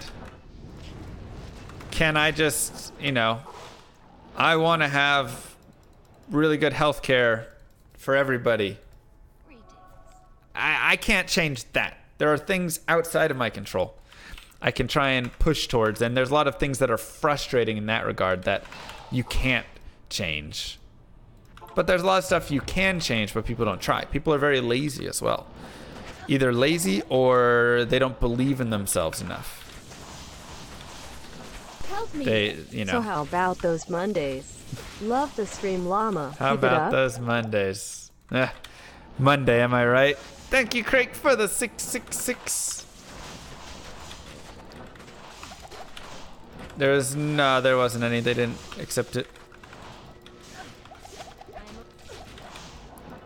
You know, I can't make SGDQ accept Diablo for a speedrun. Right? But there is still a lot of power I do have in my life. I am overburdened. And you still have in your life. I can't carry anymore. But it takes work. And it takes being uncomfortable. And it takes some risk sometimes. You know? And humans like comfort. Just by general nature. Right? We like things that are comfortable. We don't like trying new things.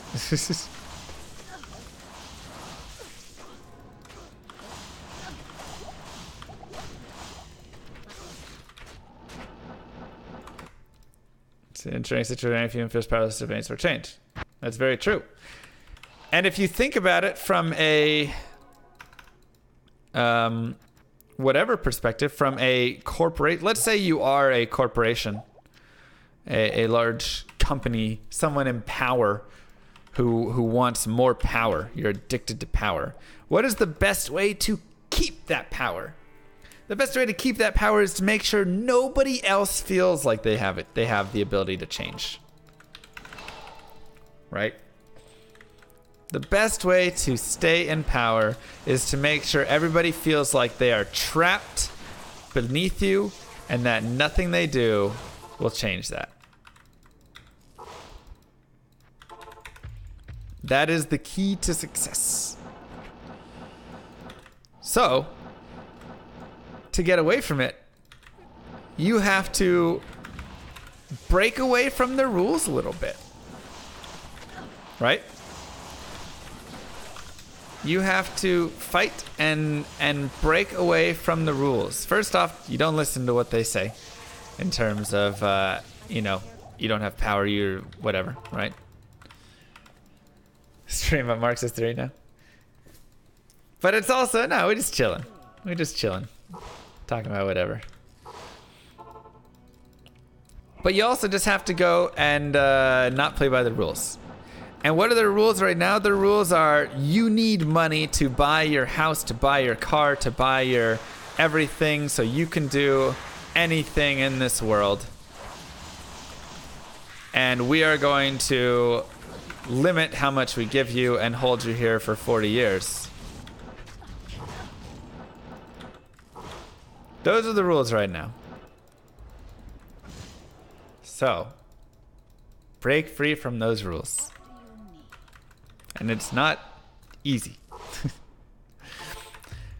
But that's where I get on my talk. Llama laying down the Thank truth. you, Ryan. Oh, and Come on. sorry, I haven't been in chat. Oh, you're fine, man. I have been very ill recently. Well Oh. done on the GG item yesterday. Oh, man, it's rare. Dang it. Are you feeling better? I hope you're feeling better. Live under a bridge. Who needs money? See, that's not what I'm saying. But I'm saying there is the way where I definitely feel too many people get caught up in all of the consumerism of everything, which continues to drive everything, right? There is and this is where this is why I do talk about money does not equal happiness. Things do not equal happiness. It will not buy you happiness. It can help be a tool to get you towards freedom. But I feel a lot of people put that happiness and that joy and all that stuff into all of the things that we are told to buy. It will buy you scones. But you can make scones pretty dang cheap.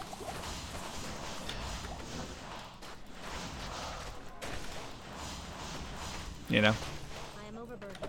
And that's why I always try and push you to find happiness in life and in people and all of those things. Right? And obviously there are places where spending money can be great.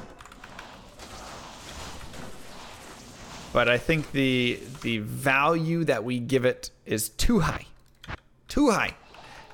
And by giving it such a high value, it becomes a control. You know? Oh yeah, you find happiness within. So true. So true. But that's a different discussion. That's a whole different discussion. I am overburdened. Yeah, and there's always the quote, we work a job we don't like to buy things we don't need to impress people we don't like. It's a great quote. What'll be interesting to me is the future, because right now, and this is a separate theory, discussion, whatever. Money doesn't buy happiness, but I'm unhappy because I don't have any money. Money does not buy happiness, but money helps prevent sadness. There is a degree of money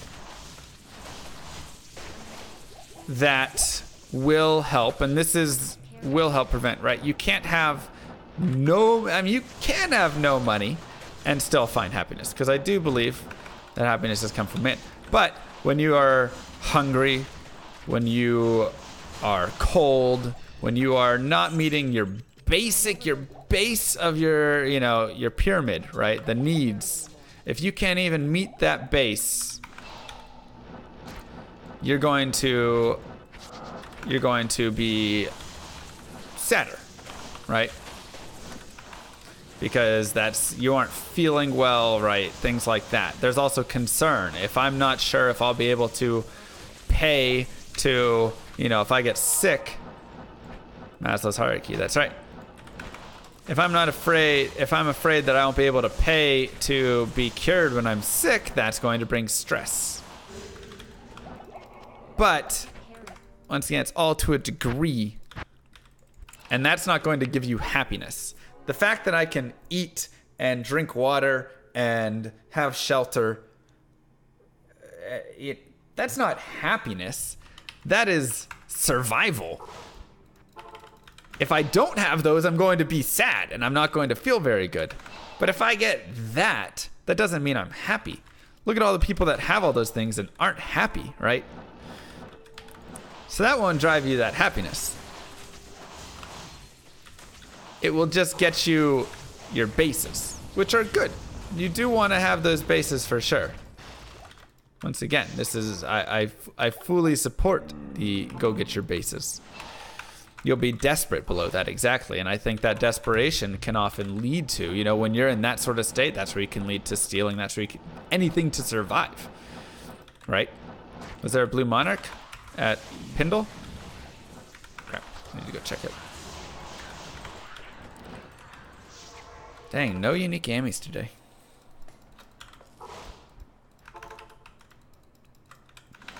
But, stay alive.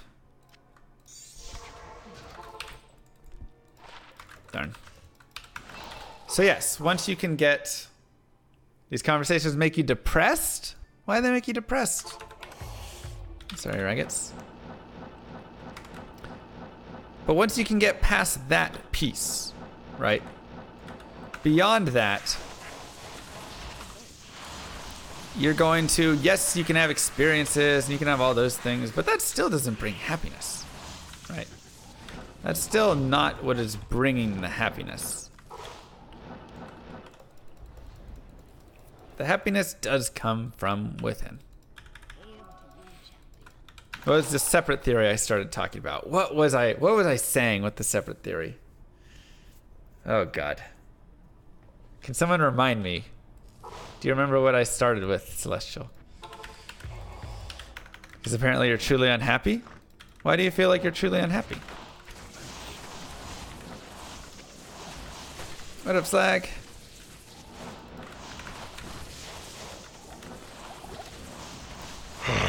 Thank you, Grabby.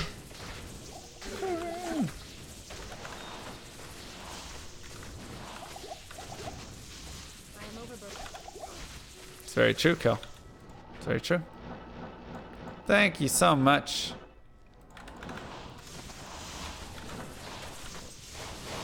Long-time lurker. Well, hey. I love lurkers. I love lurking myself, so appreciate you lurking, hanging out.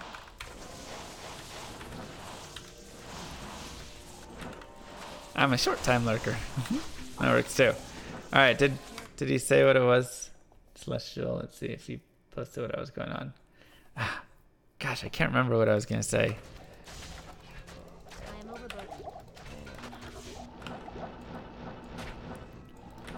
For dealing, oh yeah. Okay, so my other theory is everybody, when we look at like success of a president or whatever, success of our world, whatever, blah, blah, blah, blah, blah, we always look at jobs.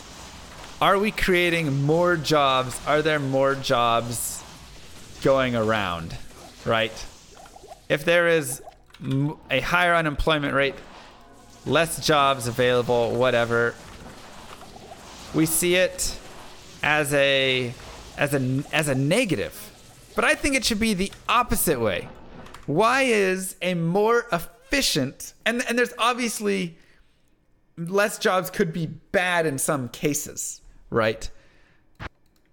But it shouldn't always be seen as a negative that there's less jobs, because I think we want to work towards the ideal world, which is humans don't have to do work and thus have the option to work on more art things, more, you know, we can more science, we can expand our thinking, try to push into space further, whatever, stuff like that, right? We can have less jobs, more robots doing jobs, and that frees up humanity. But it goes against the complete goal of the top right now, right? The power hungry leaders of the world, which is we want to essentially kind of keep people enslaved a little bit, right? Little bit like that. But like, let's say that we go and this is where obviously you get to like universal based income and blah, blah, blah, blah, blah, right? Things like that. we would have to break down our entire system, because our entire system is built on you work and make money and buy things and you live from that, right? Like it's that whole cycle. But we can get to a world in the near future that most jobs can be eliminated and replaced by robots. And what happens now, of course, is that all of that money would then flow up to the top and flow to the person that either developed the robots or the owner of the company or whatever it is. But what could be a potential future of it, in a ideal world, which obviously would need a great change, would be we get there and we can take that and then give that over to just the whole, right? We can go give that to the whole and the masses and thus free up everybody, kind of in a way. But once again, that fights the current system. It's a complete shift on the current system. My boss makes $1, I make a dime. That's why I poop on company time. It's a great saying. You know. How do we get there? There is going to come a point in our society where we will have to make that decision. There is going to become a point. What do you need? Right, exactly, thanks. There will be a point at sometime in the future where we have that potential, where we can say, all right, we have, let's say Amazon, right? They've got, how many employees does Amazon have? Let's look it up. Employees number. 566,000 employees. Good Lord. Now let's say, 100,000 of those are non-replaceable jobs, and the other are warehouse and things that we could have robots that completely can do, right? And I'm just making that up. Well, it's not, there is a good chance that is a complete lie, but let's just pretend that that's true. There will be a day where Amazon can go, we can replace 450,000 employees with robots that will be so much cheaper. And as a corporation who's trying to do the best they can, they will cut all of those jobs and replace it with robots, because that is the most efficient thing that they should do. Right? Like, that would make sense. So at that point, when all of those companies can do that, we will suddenly have some sort of massive amount of people who just won't be able to find work, right? If things continue as they essentially should, we will work ourselves into less jobs for people. That's how it should go. Will there be a quiz after? For sure. Better be taking notes.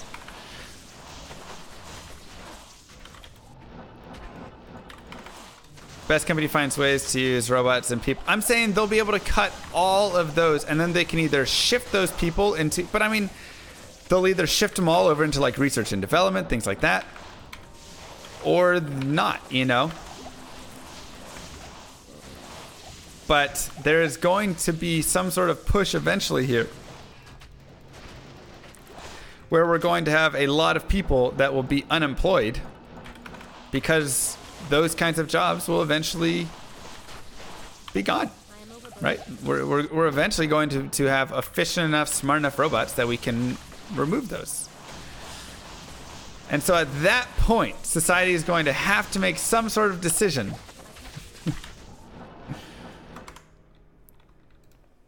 What would you incentivize the company to give back all their money to support UBI? I don't think you would incentivize, which is crazy, but I feel like I don't know what the solution is. I don't have the solution. Part of me wishes the solution was as simple as there's just a cap on income, right?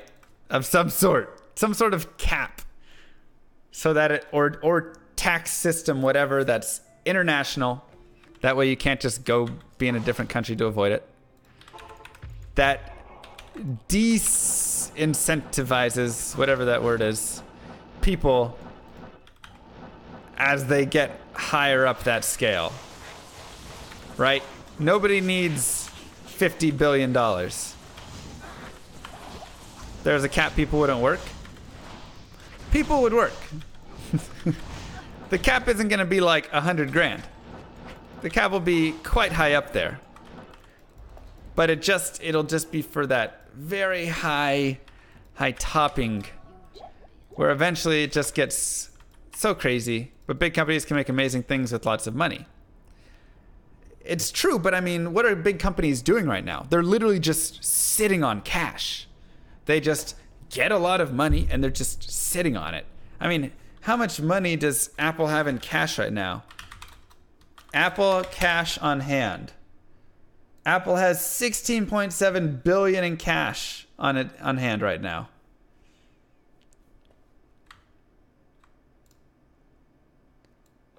Amazon, let's see, Microsoft has 126 billion in cash. Google has 92 billion in cash. Amazon has 22 billion in cash. They're just sitting on a lot of cash.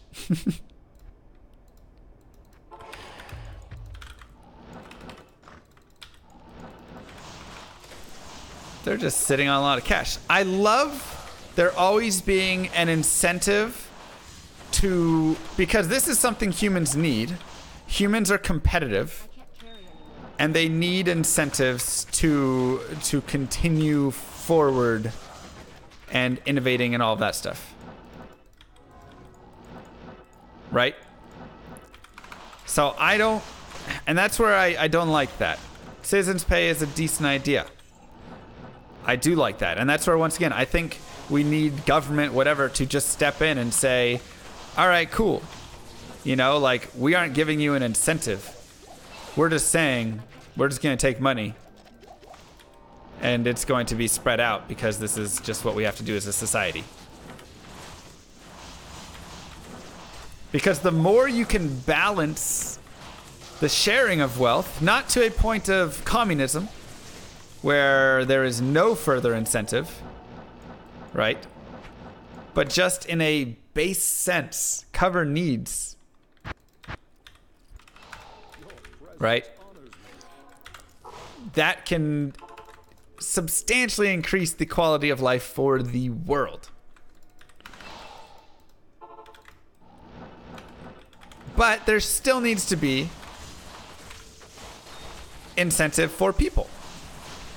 Right?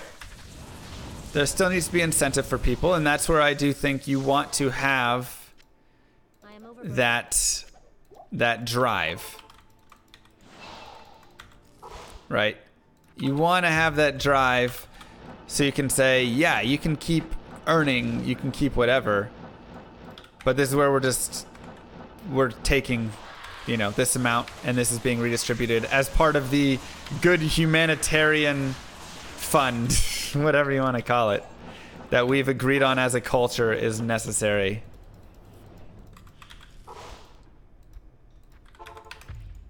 You know?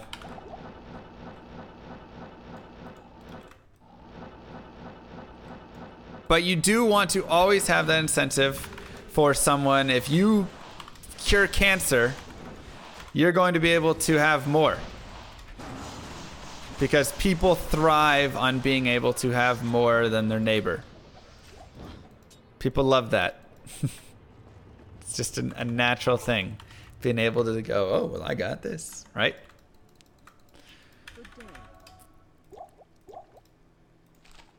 So there is the perfect system probably doesn't exist.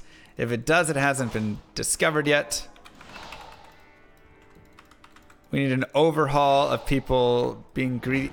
I mean, but is that human nature? Is greed just human nature? Our system is already basically perfect. You can go to work and get money. See, but it's not in that there are a lot of flaws with it still. And once again, what happens as we get towards our ideal society, which is a society that is run by robots, and there are less jobs and less ways for you to go and get money? What happens then?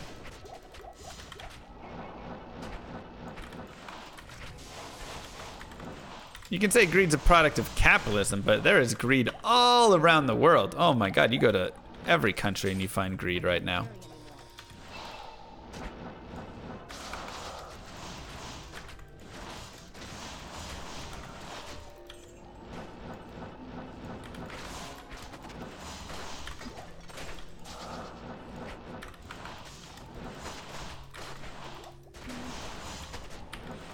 Problem is, people just want to sit and take advantage of welfare. See, I disagree.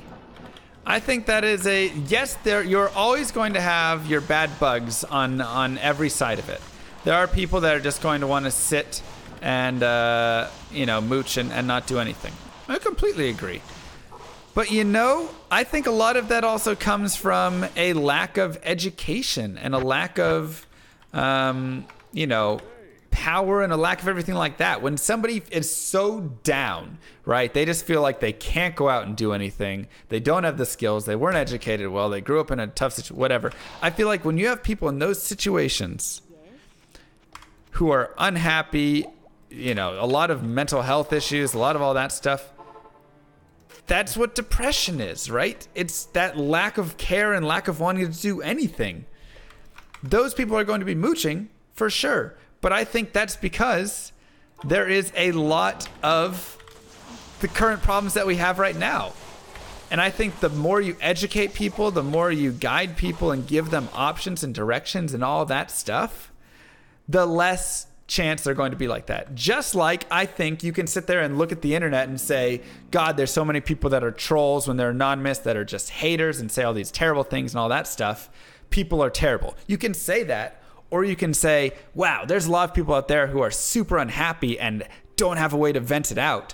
And if we can improve overall happiness, we could improve the number of people that are trolls. Boom. Wow. You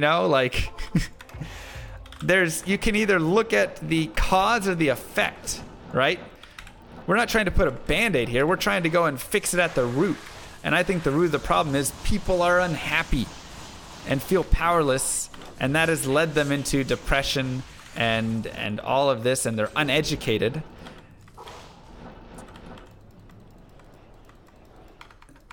I don't think it's that hard to care for Fire Enchanted. Sometimes you just forget, Draken. Sometimes you just forget.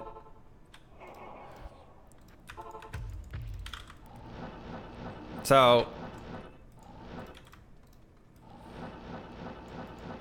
was something, yeah, exactly. It's happening all over the world. Oh my God, I know, camel. I'm unhappy due to your hatred of camels. Oh my God. Thank you, camel. Mwah.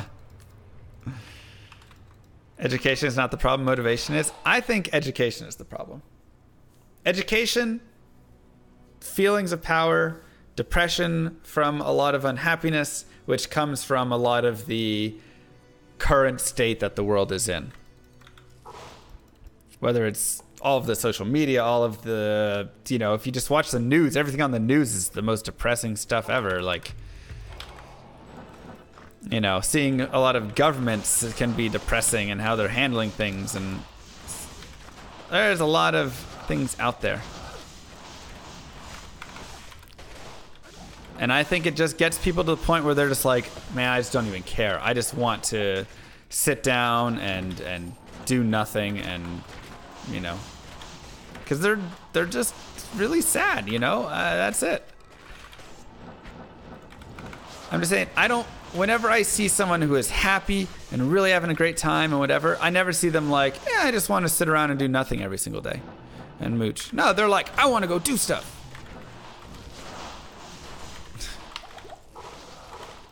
So I think that is the first issue. I think you fix that. You try and improve education and make people feel more capable. That's why I say education a lot. Because I feel like a lot of people don't feel capable. If you feel stupid, have you ever gone somewhere and it was all smart people, just like the smartest people ever, and they're talking about all their successes and all the things they're doing and all these things, whatever, and what they've invented and what they've done and blah blah blah blah blah, and you don't even know what word you can't even understand the word they're saying. Forget getting into the technology of it and all that stuff. You just don't even know the words that they're saying. You're like, is that an English word? I need to look, you know. You feel really stupid. And when you feel really stupid like that, you're just like, ah, man, I'm worthless, right? It gets you down. It gets you down to be in that sort of situation. Makes you feel bad about, this person had a better upbringing, they studied harder, they did better, whatever.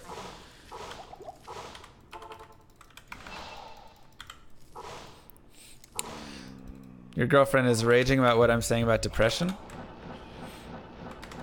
I mean, first off, I think depression is over diagnosed because you have different forms. You have chemical imbalance depression, which is different. That's something that is literally chemicals imbalanced in the brain. And then you have depression of just a lack. I don't know. I don't have the greatest words for it, but just the worthlessness, the feeling down, all of that, right? A lot of people think it's always the chemical. A lot of times it is not, in my opinion. A lot of times it is just a no care, just that sort of feeling. Everything is chemicals, but I mean, I'm talking about like an actual, like, true chemical imbalance in the brain that is very, like, this person, no matter what happens, without some sort of help to get that stuff fixed, they are not going to get help. Right. I can't carry anymore. Give me that full rejuve. I am overburdened.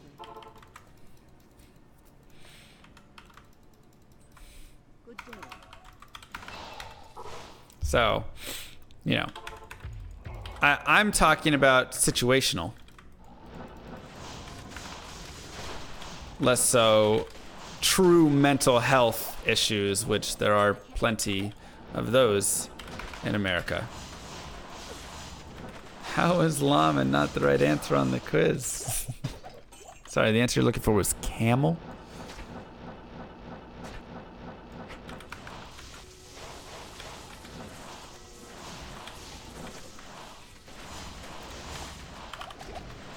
So let me make that piece clear, because I know there are people that hear it and they're like, oh, well, he's just not accepting that, depression's a real thing. Not the case. But I am also a believer, and this is something that some people don't like, but I'm also a believer in that in some cases, not all of the cases, but in some cases, it doesn't always need to be dealt with drugs to fix or whatever of that nature, right? I feel like a lot of times, because like you say, everything is chemical. It's amazing. The mind is amazing, and I'm sorry to hear that, Ryan, but hopefully it's getting better. The mind is amazing and misunderstood. Or not even misunderstood, just not fully understood. Right? Mind is amazing and not fully understood. And there is a lot to still be discovered in that realm. And I think there is a lot of stuff that can be fixed or can be helped or whatever it is by just having, black's here, we're not gonna find anything. That's awesome, Ryle. That's awesome. But there's a lot of times out there that maybe these chemical imbalances and things like that are things that can be changed by changes in life. Not always, right? Once again, this isn't a every single time, every single situation. But yeah, changing your diet, changing your workouts, changing your patterns, changing your situations, all sorts of these adjustments. Saigons, everybody drink. All these different situations can have a big shift. I mean, it's like the placebo effect, right? We can literally make ourselves sick and or improve our healing capabilities by simply believing it. Just the fact that you think you are going to get better can improve you getting, like, actually improve your chances of getting better. It's crazy. It's crazy, you know? And obviously that doesn't work in all situations, and you're not just going to believe your cancer away or whatever, right? But in a lot of situations, the belief, the mind can help or hurt the body.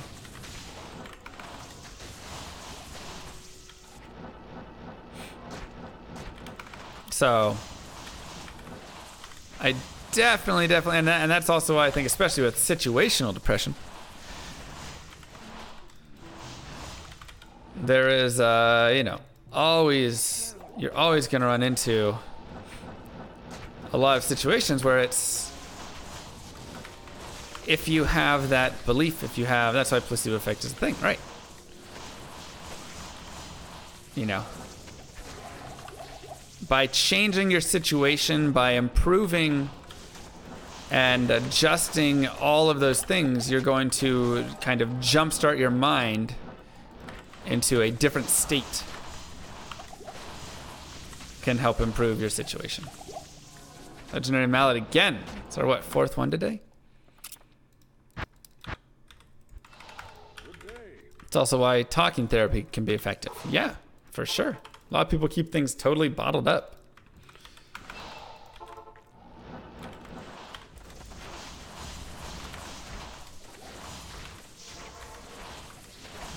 Did I ever play PoE? I did, and I will play it again. There's stuff on my YouTube if you want to watch my old stuff of playing it, though. ! YouTube.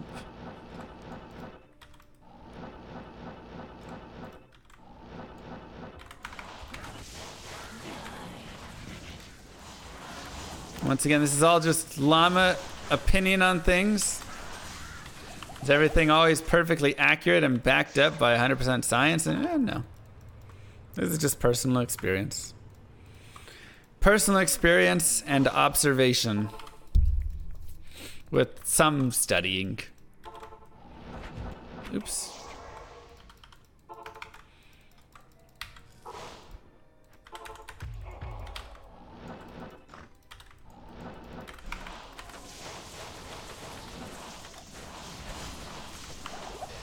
So.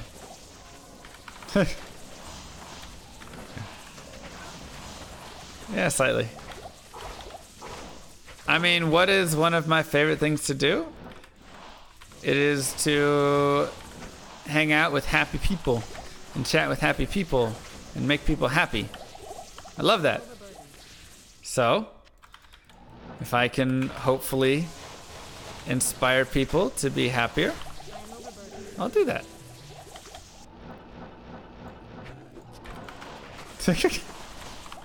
That's also true, Black.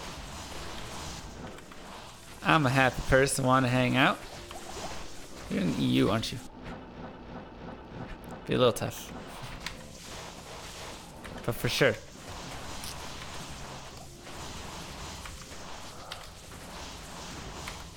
Yeah, also because my audience is a little older, maybe this stuff applies a little more towards us.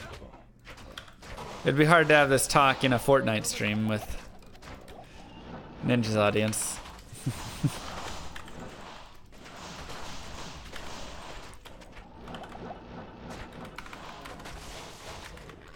Did you just call us old?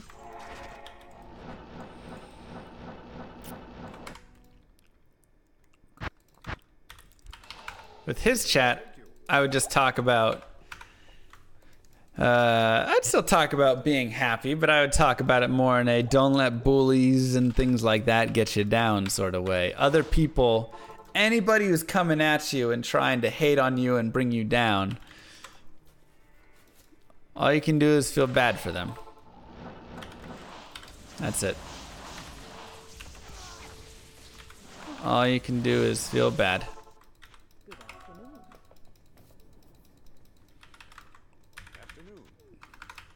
Rip Coulter. I'm not insinuating. That's actually going off facts.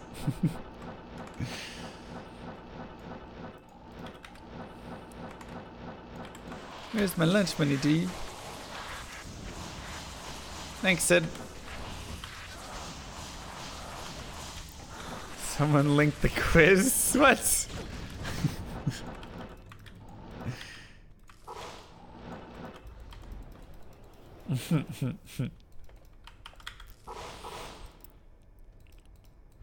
152. That's almost BYD's age.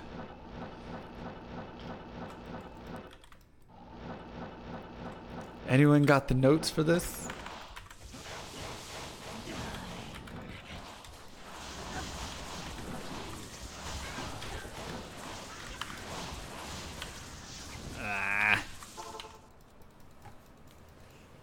You made a quiz earlier? Oh, God.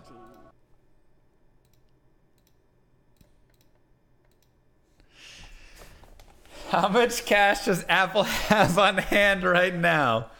The more you can balance the sharing of wealth, you can substantially increase the blank of the world.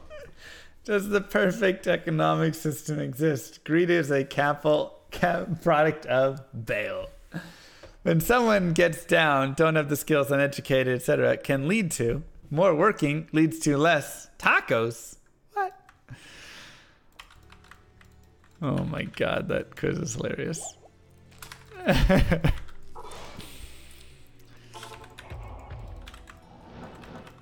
That is fantastic. Rip tacos. Nope. The camel says, moo.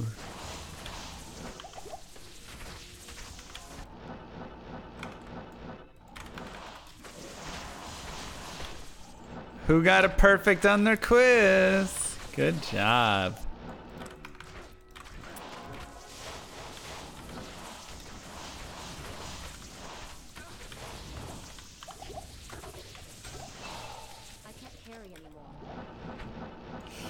Well, I mean, Holy Grail kind of is more podcast day, you know? Because we're just running around and grinding and, you know, you're just looking for items. Speedrun, you get more, you know, constant action, new things, whatever. Holy Grail, not so much. So you just turn it into podcast day. And I like talking about happiness.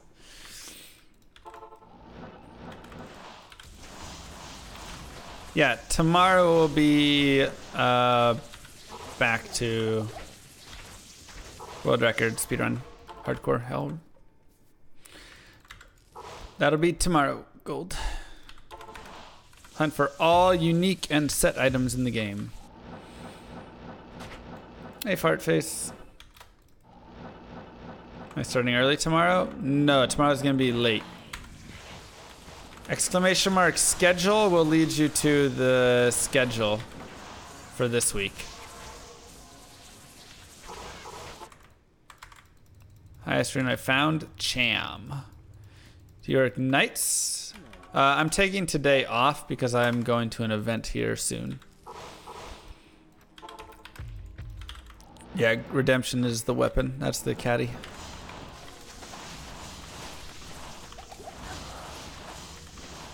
So anyways, all that to be said, we take all that and go all the way back. Takes us to my favorite point, which is as powerless as you do feel, because a lot of people do feel very powerless right now. Feel stuck in situations, things like that. Remember that you always always have the power to change your situation. Will there be consequences to your change of situation? Probably, potentially. There will at least be various results. But you are not stuck as you feel. If you wanted to, right now, you could go and walk down to the local store and buy a candy bar. Yo dog, I heard you like Mr. Llama, so you can watch any %HC Amazon WR run on YouTube while watching MF runs live on Twitch. Thank you, Elf. The old double combo. I like it. I like it. Mwah. Thank you, thank you. That's a super Western world focused point of view. I don't think that's a Western world focused point of view at all. I am overburdened. I think that is in any point of view from anywhere. So took for 7, started the gym, healthy, lost about 8 pounds. That's awesome. Free of diabetes, found one for girlfriend, goes to the gym. I don't feel bad anymore when I eat cake or something because I know nothing wrong with it as long as I keep my healthy daily with. That's awesome, Gideon. Congrats, man. You gonna walk to the store in Africa? Obviously, there are some people that are in very difficult situations, but they do have the freedom to walk to the store in Africa. Once again, there can be consequences, and you obviously have to look out. And this is why I'm also, once again, a huge proponent of, like, let's improve the world, because there are certain places and certain situations where it can be very difficult, right? Where people's freedoms, it gets a lot harder. The consequences, it can be a lot more severe. That is very true. But I'm saying, even still, let's say you have, you know, $50.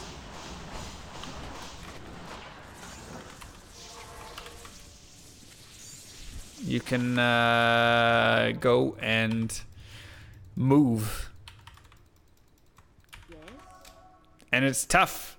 It's very tough. When my mom was young, she had like $19 in total. So she hopped on a bus and she moved to Tennessee. She knew one person in Tennessee. She moved there. She ate, what was it? Spinach and, oh, I already did that. Spinach and ramen or something? I don't even know if she had ramen. Every day for every meal. So she could start to build it up and change it. Yeah, lots of good nutrients in it.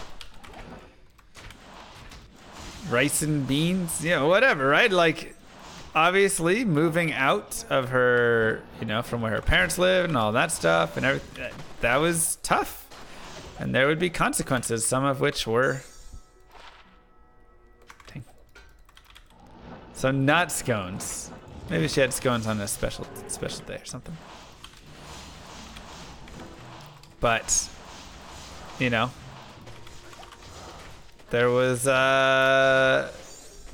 she struggled to get by with it, but she was pushing herself out there and changing her situation.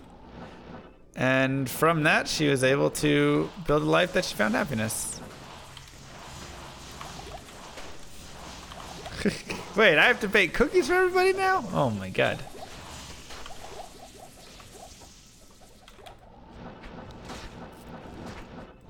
I didn't see that part.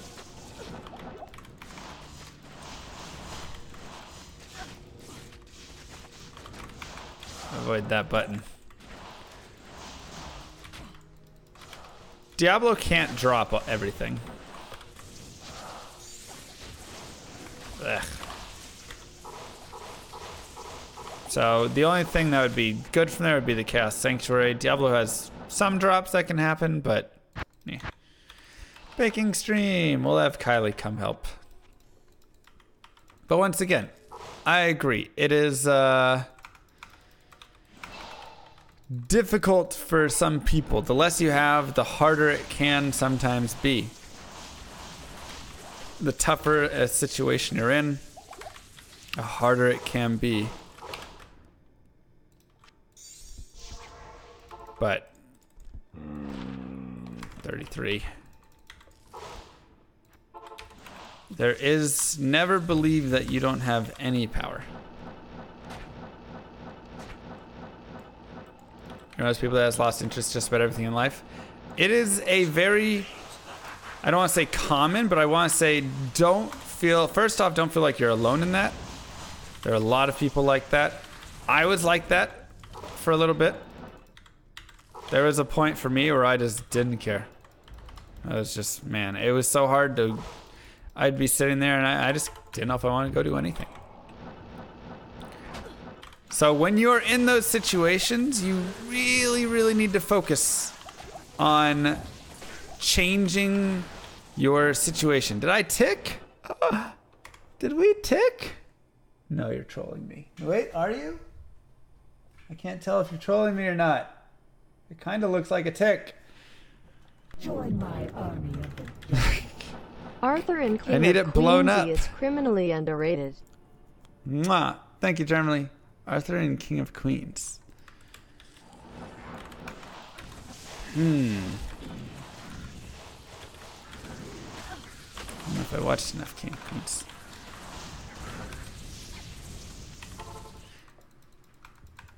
But yes, there are so many people. And it's, first remember it is a phase. It is a phase, it is not a life. Right? You are not stuck. I do think I ticked. Woo, tick party! Because I can see a tiny little bit that poked out from it. So this next line we'll just set right there. There we go. Right. And it's very easy to do, especially when you get into a routine that gets way too just like monotonous, right? Right. You get into it, you wake up, you go to work, you come home, you eat your dinner, you go work out, you go, right. You get in the same sort of pattern. And you think about things. And this is something that I did. There are a few things that I did to help get away from it. The first thing I did is every morning I woke up and I wrote down 3 things that or at the end of the day, excuse me. Sometimes I did it the next morning, but at the end of the day, I would go and I would write down 3 things that I appreciated or 3 things that made me happy that day. It could have been the simplest things or the biggest things in the world. It didn't matter. That cute girl looked at me today. Put it down. Right? She said hi. Or my friend asked me to go get coffee. It was really nice that he was thinking about me. Or I got a promotion. Right? Or right? Like big and small. Put them both down. Put them both down. If you're just trying to find all the big things, you're going to run out of things, right? Because not every day is always going to be full of giant things. I got a world record today. I had a new viewer count. There were a lot of subscribers today. Whatever. People were really nice in chat. Somebody left a really nice comment. I have notebooks full of things like that. Right? I mean, if I had notebooks, they would be, never mind. Anyways, so that was the first thing I did, was just putting basic things like that down that I could just look at and just, it was a way to just be positive, right? Even if I was in a negative mindset, I was forcing myself to be positive for the day. And it was 3 things and it took 2 minutes. Notebook. No confirmed. notebook. Nobody knows. Just, random scraps of paper and a book. But, It was 3 minutes a day, and it wasn't a big commitment. I wasn't forcing myself to go and spend 5 hours at this thing to do what, you know, that's tough, especially when you're depressed or feeling really down, feeling like you don't care. It's hard to be like, yeah, I'm gonna go do all this stuff. No, you just say, you know what? When I'm ready to get better, when I'm tired of being bored and not caring about anything, I'm gonna put 3 minutes a day. Best weapon for an Act 5 Merce? I like Oathbringer, is that what it's called?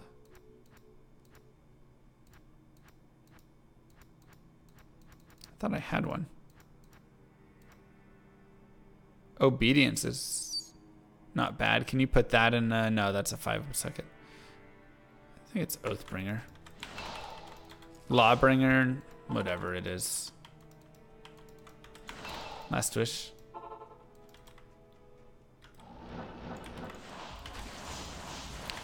But yeah, so that's all. You just say I'm gonna dedicate 3-4 minutes a day, and then you can expand on it, right? I would write down 3 things, 3 basic things, and then I would write down explanations beyond it. Why did that make me feel good? Well, it made me feel good because, you know, chat was being very complimentary, or I've wanted this person, you know. I've always enjoyed hanging out with this person. They've been a good friend of mine, and you know, it's really nice that they thought of me to go get coffee and wanted to chat. Boom. Boom. Easy as that. That was the first thing that I did. The second thing that I did is I started writing down on... I started forcing myself, and this was the next step. I don't watch Tony. I don't watch any of those things, honestly. I mean, I'm not saying like they're bad. Don't watch them. I haven't watched them. But the second thing I did is I started forcing myself to go do things and writing down my expectations of what I thought it would be like.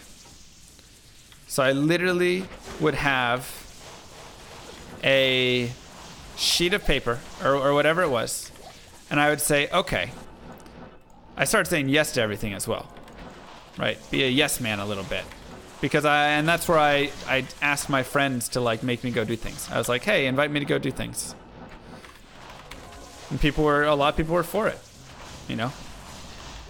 But I started saying, okay, my friends invited me to go to the bar with them.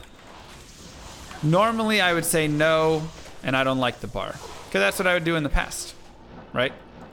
There's a very clear example where my ex-girlfriend was like, hey, me and all my friends are going to the bar. Do you want to come? And I was like, nah, I don't like bars. And I was just very cynical about it, and I said that. And so I didn't go.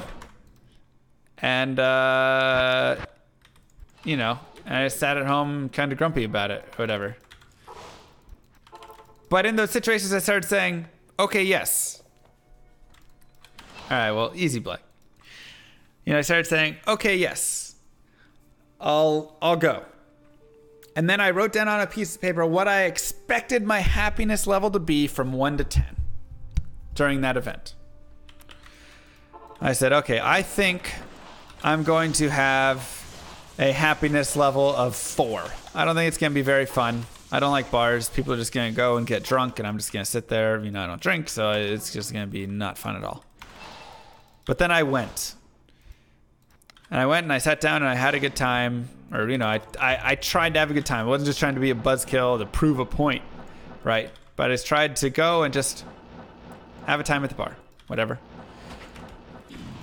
And okay, well, we played some pool, and I liked pool, and people were having fun, and it was a good time. And okay, you know what? I got home, and I immediately went and wrote down what the happiness level actually was. Maybe it was a 7. Good day. Okay. And I did this over and over and over and over and over with everything that I did. Anytime I went to any of these events. All right, I'm going to go to this Halloween festival. I'm going to go to this, you know, cow milking thing, whatever. I'm going to go to my friend's house to go hang out and play video games. I'm going to, whatever it was, I always sat down and wrote 4 and 7. Yeah, exactly, JC. I thought it was 3 and 7, but whatever. I'm going to sit down and I'm just going to come up with, write down my happiness level of what I expect and what it actually is. I really already do that? Dang. And what I noticed on a trend was about 90% of the time, my happiness level from actually going and doing it was better than what I wrote down initially. It wasn't like 50-50 or 60%. It was like 90% of the time, if not more. I would say, I think this is going to be a 7, and it would be an 8 or a 9. I think this is going to be a 3, it would be a 5.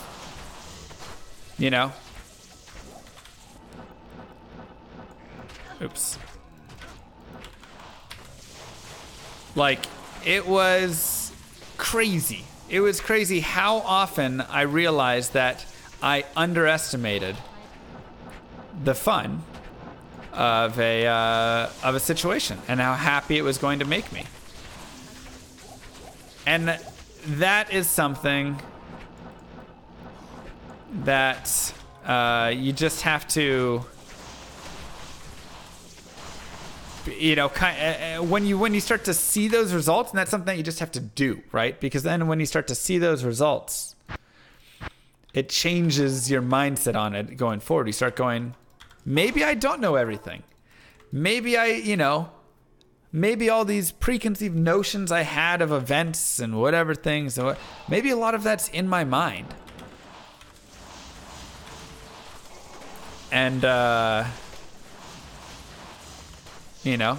maybe I made that up. Dang it, there was a hydrobow there. Ugh, darn. And so when I started to do that, I started to realize that a lot of it was definitely in my mind, and I was kind of the one holding myself back, right? And it wasn't that I was unhappy because things didn't make me happy. I was unhappy because I wasn't letting myself be happy. Because I was sitting there and just being a negative Nancy about everything and just saying no. You just found Griswold's caddy? Oh, so jealous. Nice find. I was just sitting there and saying, this won't make me happy. You kind of get in a cycle where you don't want to change in a way, right? Like, it takes so much effort and so much work, and so you just convince yourself that it's not going to be worth it. It's easier to just sit there and have pity on yourself than it is to make those changes, right? And so you get very stuck in it. Impossible. Really? Grand Charm?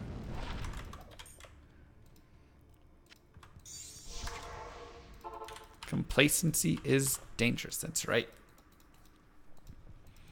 Yes? That is right. So, negative camel. That's right. Don't be a negative camel. Be a happy llama.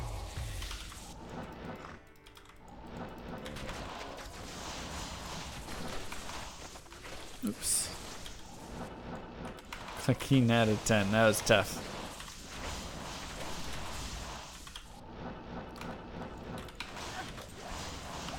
Okay, repeat if it's your favorite is something. That's awesome. I am overburdened. Join my That's awesome. army of the dead. More camel hates sad face. Now it'll never be happy. Thank you, Camel. Don't let us influence your happiness, Camel. Don't be a negative camel.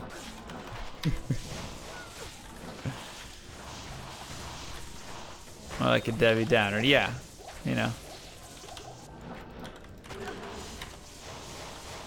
So it's just, you just gotta go out there and find what makes you happy. And the other cool thing that I got from it, the other cool thing that I really found was, while everybody is responsible for their own happiness, I started to really think about those moments that, helped bring extra happiness to me, right? And a lot of times those moments were when somebody would reach out, right? Relationships are huge. And just like Germany said, I had a top 3 moment in my life a week ago, My friend made me a cake for my birthday featuring my favorite NFL team. She came up with it herself and gave it to me. That was a top 3 moment in Germany's life. And you know how much effort that took on his friend's part? She had to make a cake. She had to just think of Germany, think of something that Germany liked, and make a cake for him. And when you realize how little things like that won't always, but can have such a profound effect on somebody else, that is where you get to where I am right now. Hopefully not the Browns. But, you know, that's where you get to, and this is the place that I feel I am at, where I am finding a lot of joy in being able to spread that joy to others, right? If I can just sit down here and play my favorite video game and have a quick little talk about a way to be happy, and that can change somebody's life, that can get one person to kick off in the right direction, where they can become a happy person. The amount of impact that can be had from such a small thing is awesome. And that's the stuff that makes me, you know, it's really exciting for me and something that I really like, you know?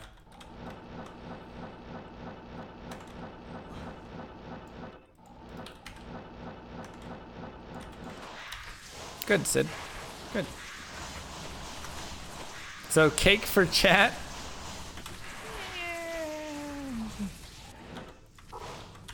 We do talking.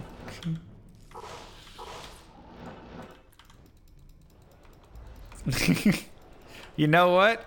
If you watching my stream is ruining your life, then don't watch my stream. Straight up. I don't want anybody watching my stream to feel like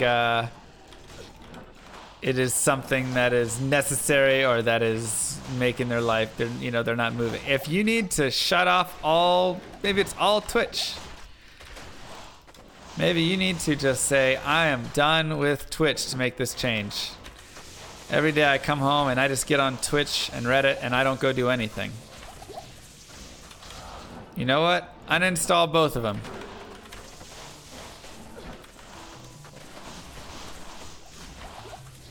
Go start yourself off on the right foot. You sit back and go, wow, how many are really taking heed to this talk? You know what? If this talk reaches one person. Alex, you need to channel your inner camel. Oh boy. Oh, Miss Camel. Thank you. Thank you so much. If this reaches one person in the slightest way, then it's worth it for me. Like I said before, to change the world into a happier place, you don't have to change everything and everybody at once. You just have to make it better one tiny bit at a time. And if everybody just reaches one person, makes one person feel slightly better, improves one person's life the tiniest bit, including their own, you are the first person's life that you should try to improve, just a heads up. Then the world becomes a better place.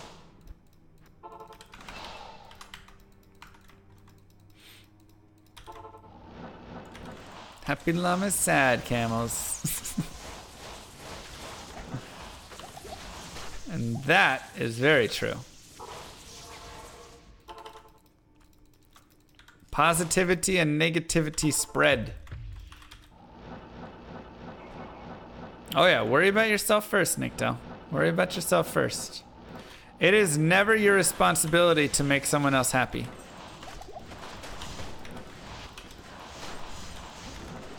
Never ever is it your responsibility to make someone else happy.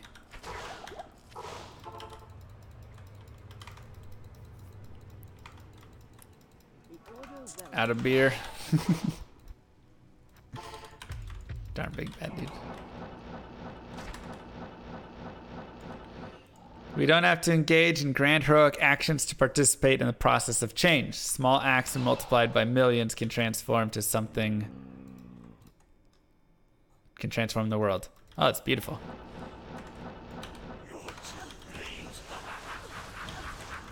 In this shape, put in a better place. Hey, that's really tough, Craig. I'm sorry to hear that.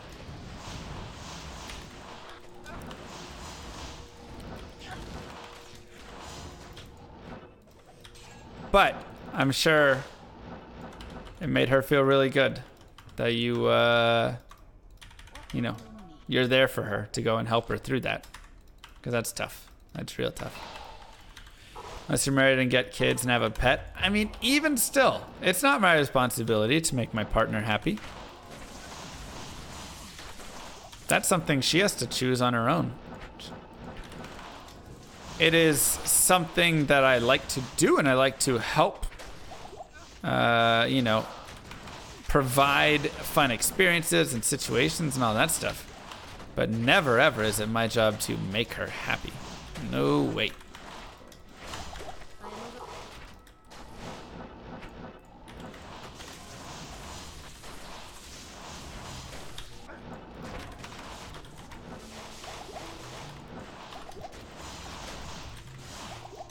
Only to make her pregnant. Maybe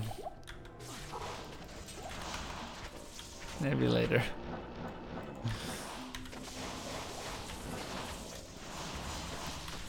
Saying it's not your responsibility to make others happy is like saying it's not your responsibility not to murder others. What?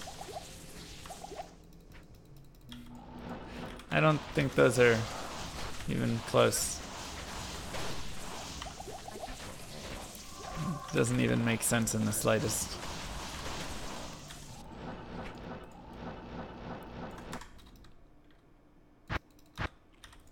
Bringing harm to others and allowing others to find positivity within themselves are like complete opposites.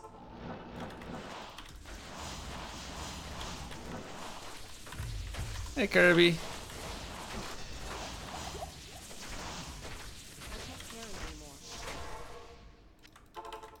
How many days until you find all items? 1 month? Oh, I mean, now that we got Astrians, Mang Song is the last thing. Mang Song is the last thing.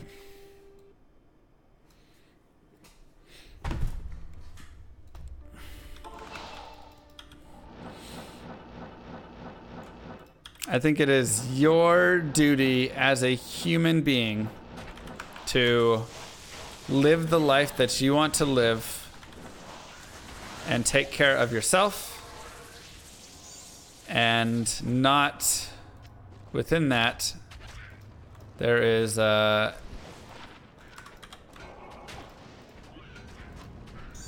see what we got here.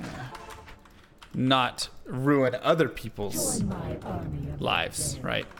Also to hate Nickelback. That's right, also to hate Nickelback. How could I forget? Oops. But your duty as a human being is to take care of yourself and live the life that you want to live without negatively impacting other people's lives.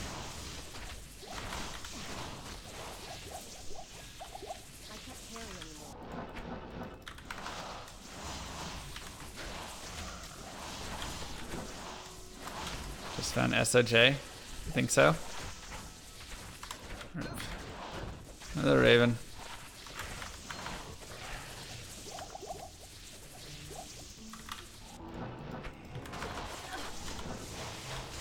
But no, I'm saying Mang Song is the last item that is truly difficult on my list.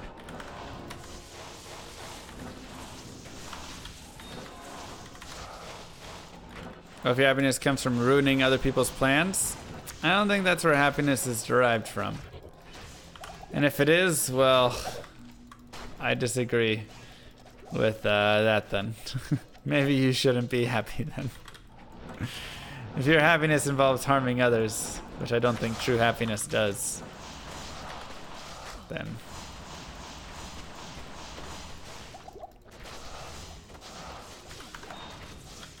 My brother found a wind force this weekend. Ah, man. Yeah, it's not a destination. It's very true. And whenever you get to the point of where you feel happy, there's still, like, there's always more. And life is always changing and situations are always readjusting. And it's not just you get there and you go, ah, finally, I did it and now I'm done. No, then you keep living it. And you'll still have sad moments. Happiness does not mean that you're never sad either. Some people always think that. No way. I have sad times all the time. That's totally fine.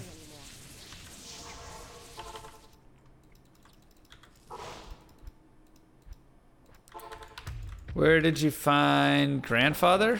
I found 2 grandfather. I think one was Ancient Tunnels, one was Pindle maybe. Maybe one was in the Chaos Sanctuary actually.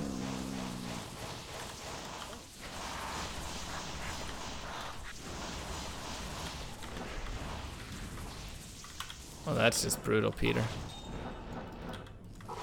Yeah, Chaos can drop anything. Just not all the monsters in Chaos. Not like some of the boss dudes, but the... Yeah.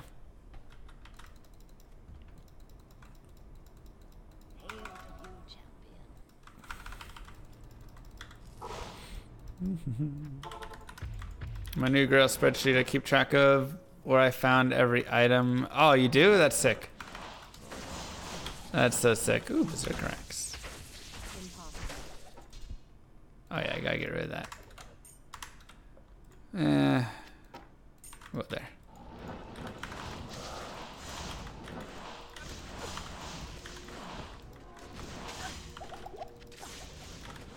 Ooh, the damage is really, really spicy right here.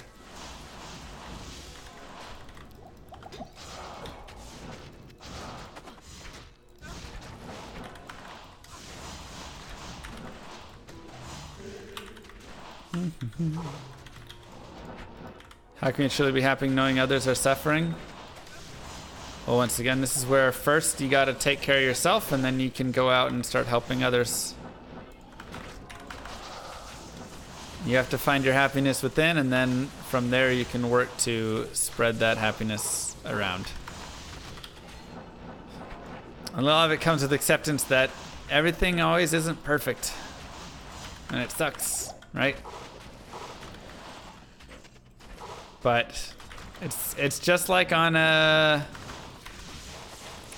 plane. You gotta secure your own oxygen mask before you put it on the people around you who need it, right?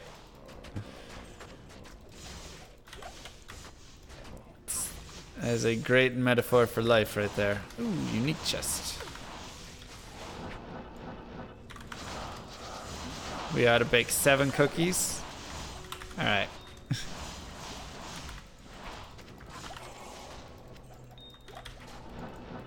You also need to get the snakes off the plane. That is the other lesson.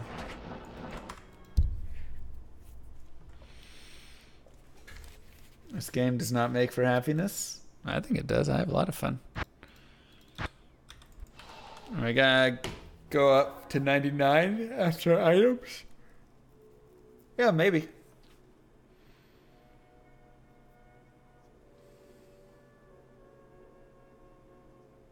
Maybe.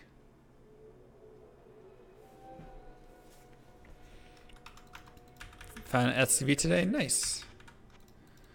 Well, you can re-roll it. Insight runes aren't too bad.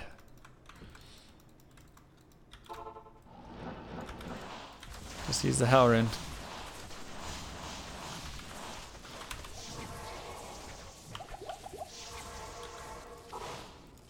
Oops.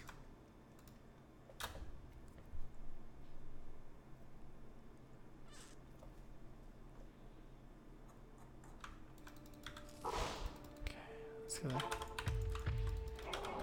13 med. Yeah, you need at least 15.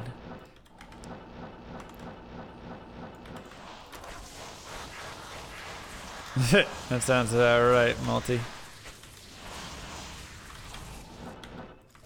That sounds about right.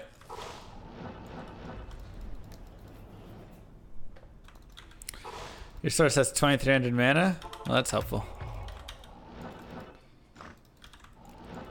That's helpful.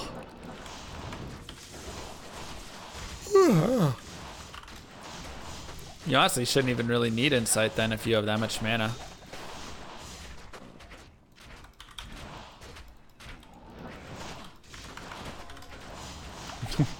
Yeah, use a better weapon over there, honestly. I can't carry anymore.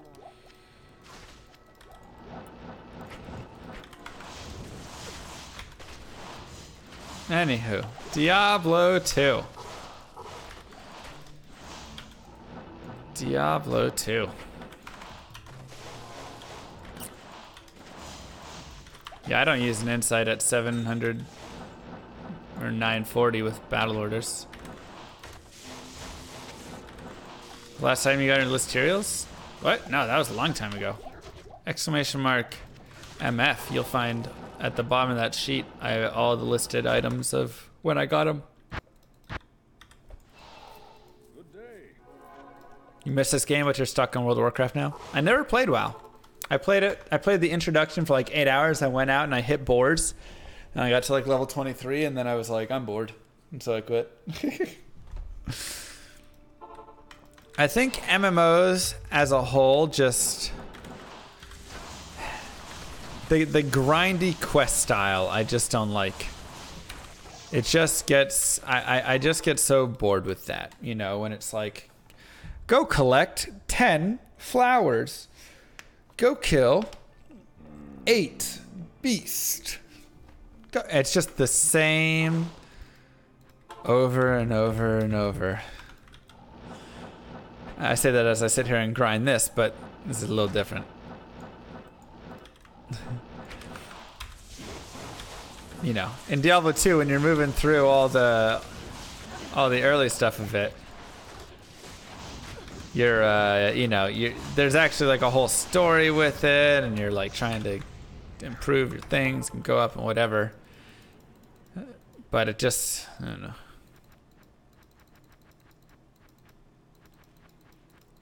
Whenever I played those things, I always was like, oh man, we already have one?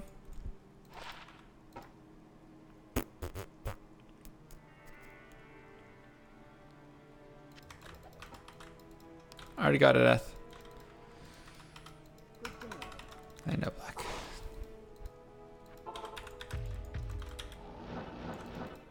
So that's just any MMO I've gone into.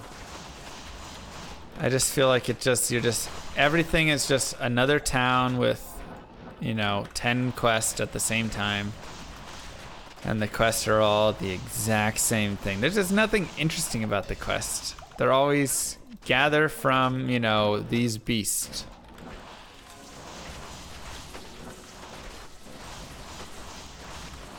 Go pick these flowers. Then you finish that town and you run to the next one.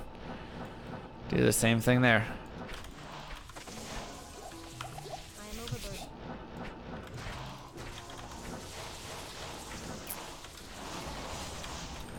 So, I don't know.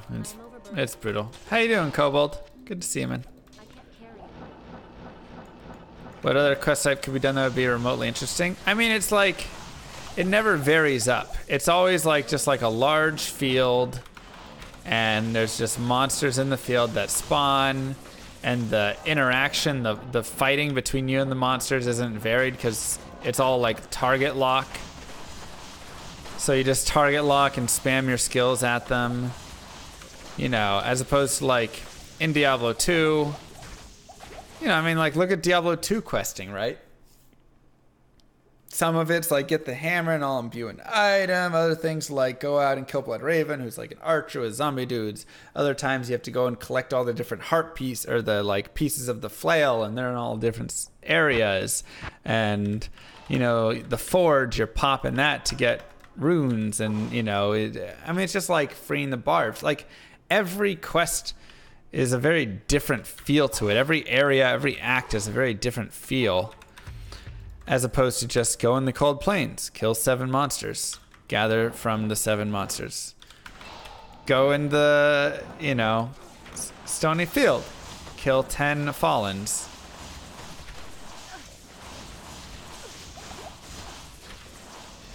Right, like, I don't know. that stuff gets very, eh.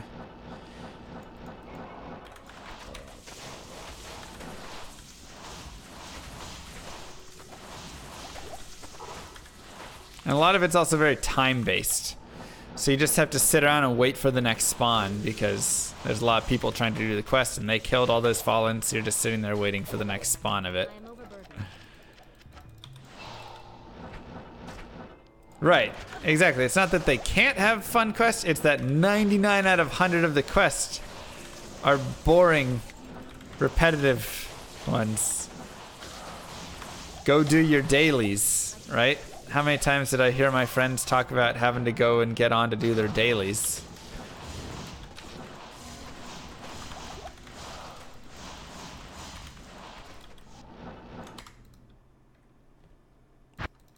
Just like,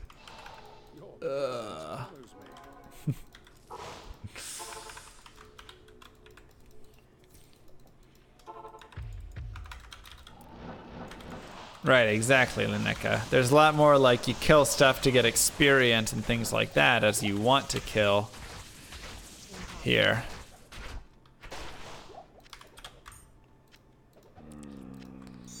A lot more of that stuff.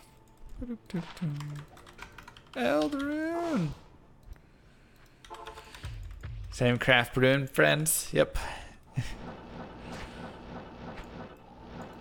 Well, why would I explore in level 3? There you go. You happy now?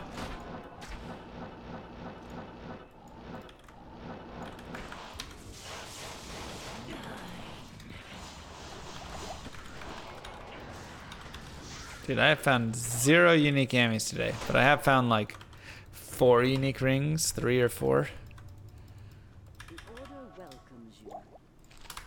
So, guess it's just been rolling rings today.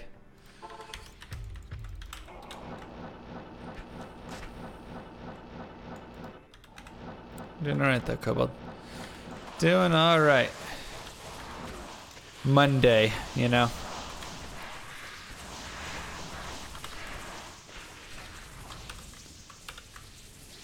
Greaves! Drink, drink, drink. Can we see a clip of your first ever stream? It would be actually cool to make fun dailies that allow you to go where you wish, complete them like slay 100 enemies or collect legendary staff, something big enough. Yeah, I think that would actually be cool. I think that's a lot more fun. Dailies that are like, yeah, go kill a bunch of dudes. Go find this item. And it's like a rare item, so you won't always complete it, you know?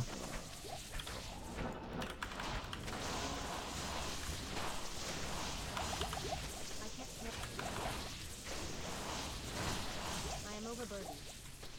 How long did it take to get all this gear on Source that I'm wearing? I mean, this character's been playing for about 400 hours. Or 2 years, but I mean, she's had all the gear that she wanted for a while. And what if you just hid stuff? You know, like every day you hit a llama somewhere in a zone or on a map, and anybody who pet the llama, you know, got like some rewards. How fun would that be? Get a bunch of people running around looking for a dang llama. Ah!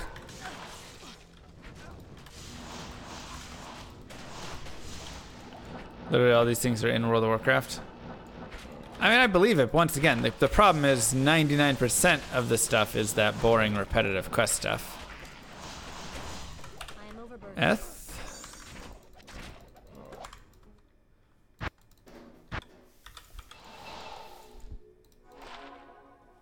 179.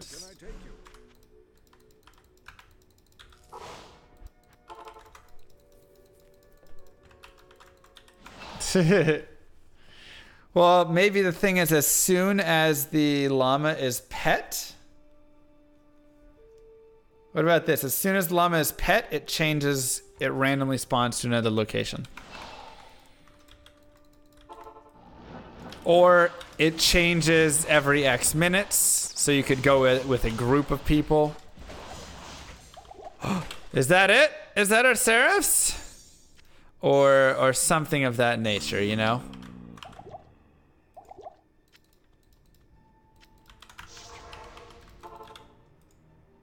The llama, I think the llama just has to change to somewhere else.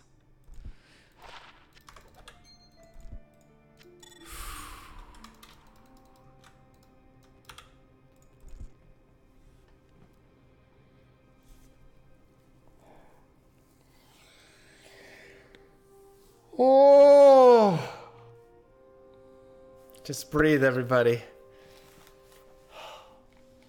Is this what it feels like to have 5 items left?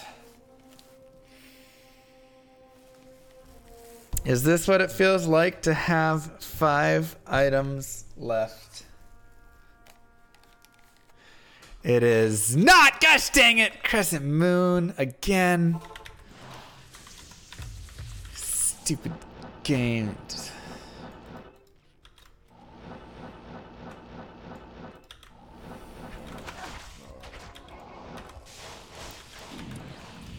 Oh, so close.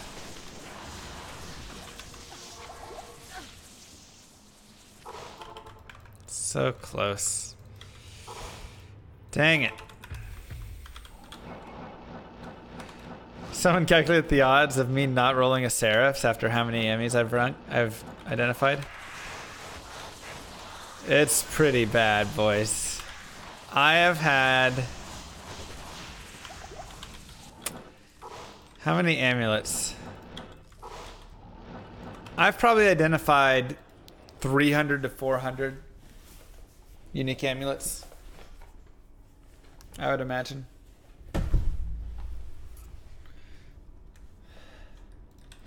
Thanks, Ryan. The odds are atrocious. That seems low. It might be more.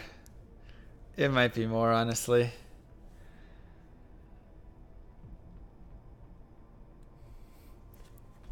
Hold on a sec.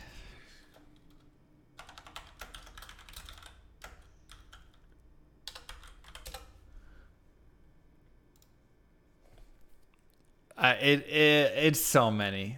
The odds have to be 99% chance I would have found it by now or something. Close to that.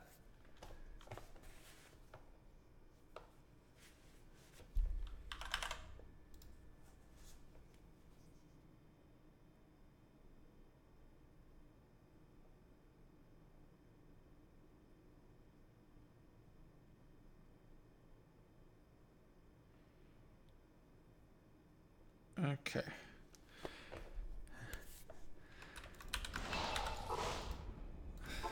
Try a bail run. Y'all want some of them bail runs? Oh my god!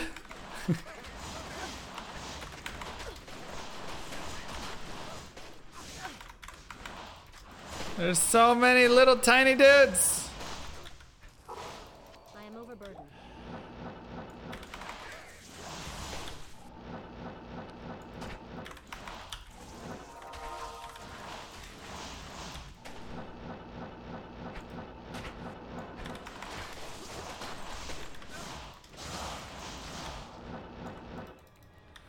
Whew. Demon head. Hey.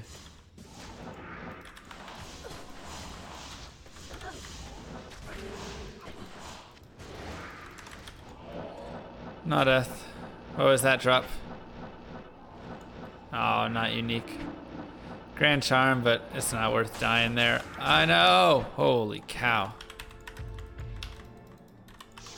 I just took a crap ton of damage from those guys. Whew, all right.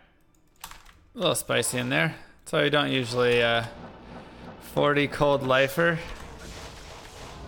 Okay, not 45. Oh, there's dolls in here too.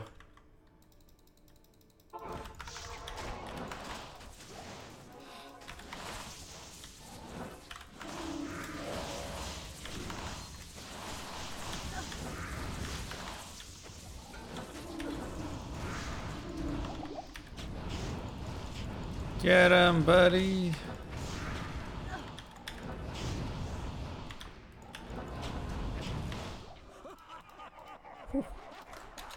Gonna take a nap. Have a good one.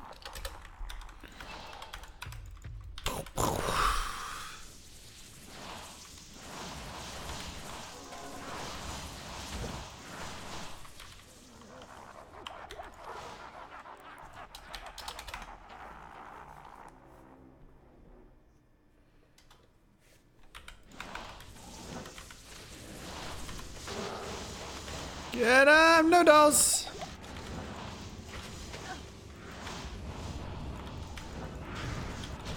No dolls. I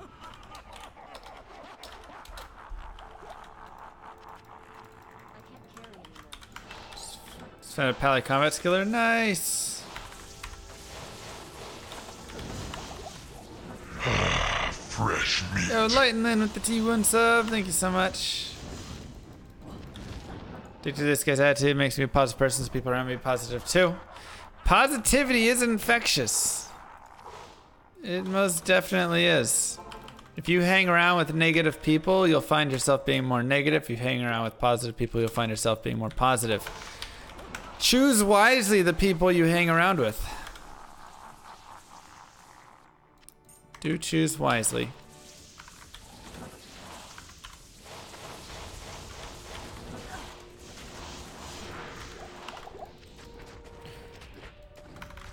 And, you know, don't be afraid if somebody is having a negative impact in your life. And sometimes it's not even that they're really a negative person all the time. It's just you don't see eye to eye on a lot of things. And those disagreements cause you a lot of stress or a lot of anxiety or whatever it is.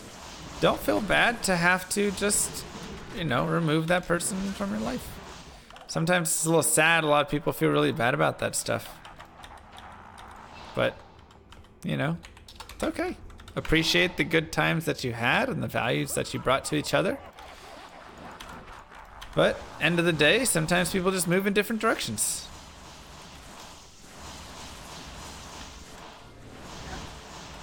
Yeah, Trav and Council can drop Jaw for sure. They can drop Zod. Runes are pretty easy to drop from a, like, level require. Most areas in hell can drop most any item.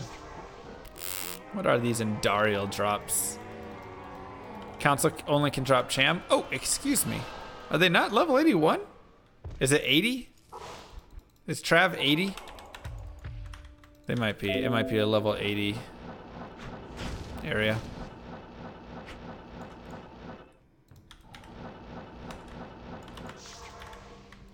Oh, I did that. What do you need? Sorry, I thought that they could drop Zod. That is my bad. Trav is 85, but the Travan. So at the Travancore, you can find Zod rune. It is not the Trav though. That's what I'm saying. I'm saying you can find a Zod rune at the Travancore, but it will not be from these guys, the super uniques. But the white council members should be able to drop Zods, right? It's only super uniques that have special drops, and that's in every case. It's kind of like in the Chaos Sanctuary. All council members have the same drops? Interesting. All right, they work a little bit differently then. Council are very special then, because if you go to like Chaos Sanctuary, you can't get a, like, Infector, Desace, those guys, they can't drop, like, Tyrio's Mine stuff, but unique bosses in the Travancore can drop it. So, in that case, these guys, Zealots and stuff, should be able to drop Zod. Yes, that correct?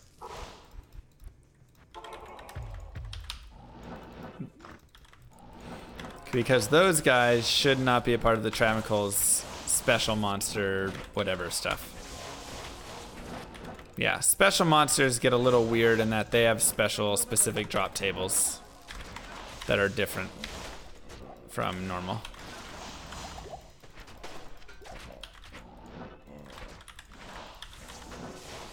So a great place for Zod though is cows, because any cow can drop a Zod rune, since it's an area level 81 and Zod is a TC, rune TC 81. Technically a TC 17 or whatever, but with runes. Runes are a little weird.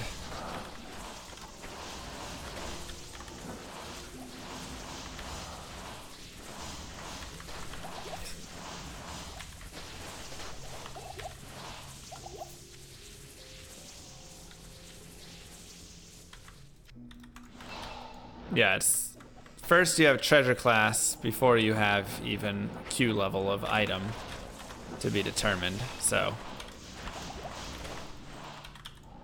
I can't carry anymore. still not showing my hot dates from Tinder. What? And Light and Lynn with a T2 Fresh meat. subscription. Wow. Drop the T1 and then the T2. That is extremely thoughtful. Thank you so much. I've never dropped Zod or Ja, but I also don't really farm hard for Zod or Ja, so, you know, take that for what it's worth. Oh, gosh dang it. Wrong one. Wow, wow, wow. Thank you so much.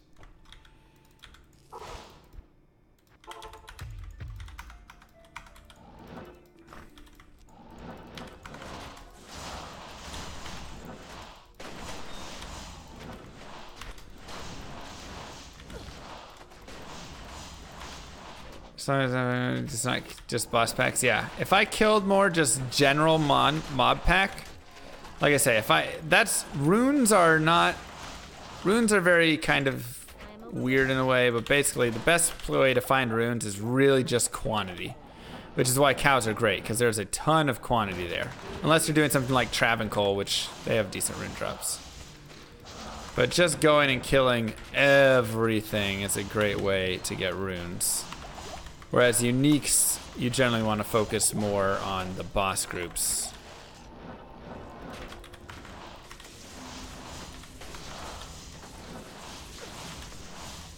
Especially because certain items that I have, you know, only drop from specific boss groups and stuff like that. Cows are so boring though. Cows can be fun. I like cows. I much prefer cows on like an Amazon though. Amazon cows are more fun. Am I gonna look for John Zod to complete? I probably will. I mean, the problem is, once again, it's runes aren't based on magic find or anything like that. It's purely just, you know, RNG of quantity. So that's kind of the annoying thing with them, is you don't have any effect on it. Can't really improve your chances besides just killing a lot of stuff. It's true, Corbin. And Light and Lynn Fresh meat. with the T3 sub as well. The 1, 2, 3. Mwah, mwah, mwah. Right there. Can we get some love in the chat? That was very thoughtful.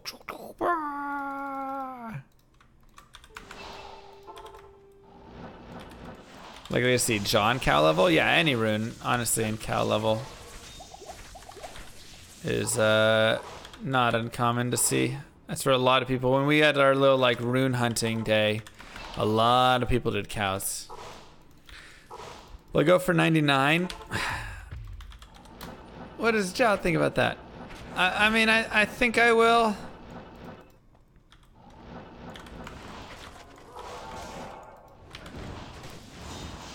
Still slightly TBD. I mean, I'd like to. 99's about 100 hours left on this character.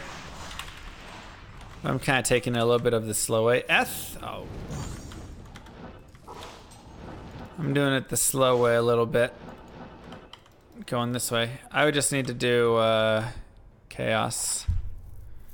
Yucky. Oh my god. 2, 10, 13, 22. Ugh.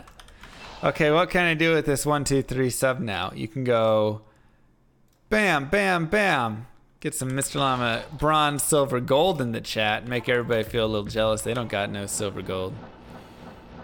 And that's about it.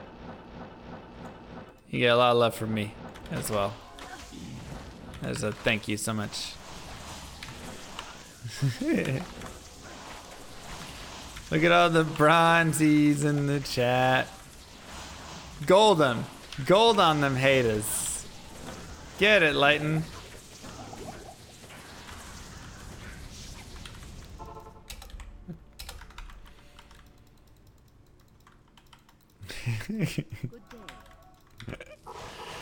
It's okay.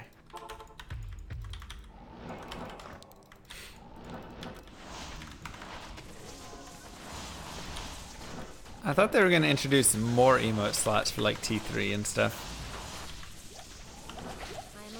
But maybe not. I felt like I heard that a long time ago.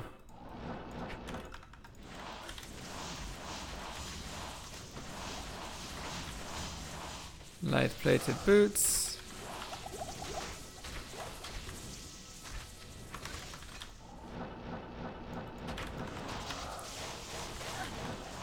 You're missing any items that would change? I mean, if I got a 15% Night Wings, I might wear that. As it stands, I have an 11%er.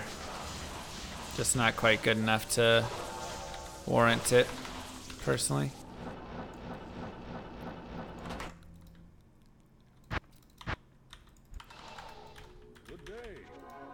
Video and older guy screaming bam bam? What?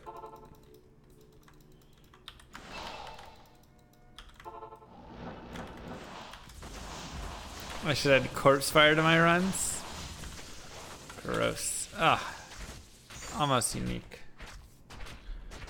Whatcha.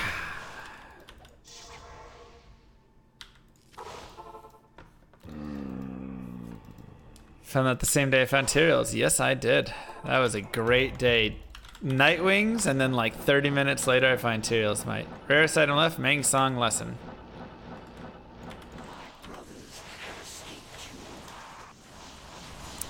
If I picked up absolutely every rune so far, I'd be able to craft Zod. I already can craft Zod. I have 2 champs.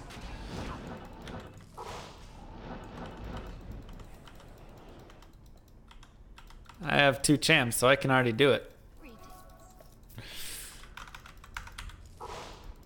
At this point, I'm going to just wait until I either get another cham or a Zod. If I get a 3rd cham, I will craft my chams into my Zod and have my Zod. If I get a Zod, then I'll just have my 2 champs.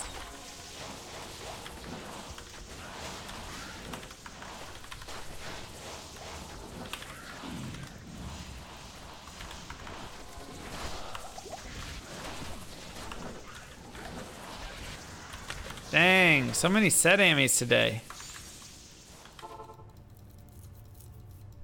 You had a Zod drop, it's a meh feeling. Bro, I'd be pretty ecstatic about it. You're gonna try and make all runers on single player, Uvio? Ugh. Forget that noise. 14 jaws, 14 burrs. At least. It might be like 17 jaws, honestly. It's a lot. Like 5 or 6 chams. 1 Zod. Which is nice.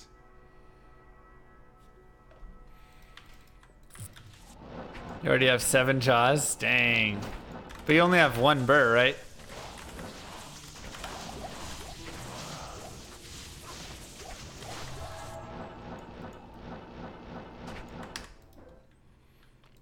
How do I do the key bindings?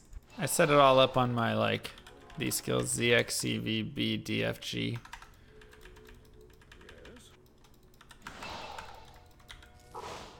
You want to see me delete everything at the end?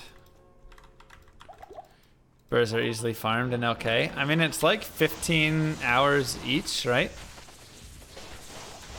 On average.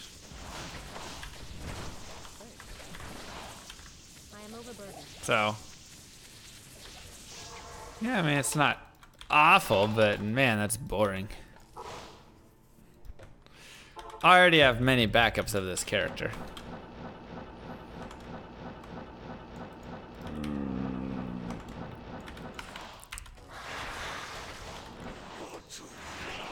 I have it. The highest rune I found from LK was like an Istrin on this character. I have not done much at all with it.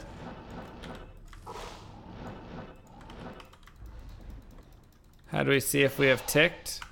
I guess we did tick technically today, so I should move this line backwards. Here you go. We did tick once today. I just moved over it. So we got 1 tick. Slow and steady wins the race.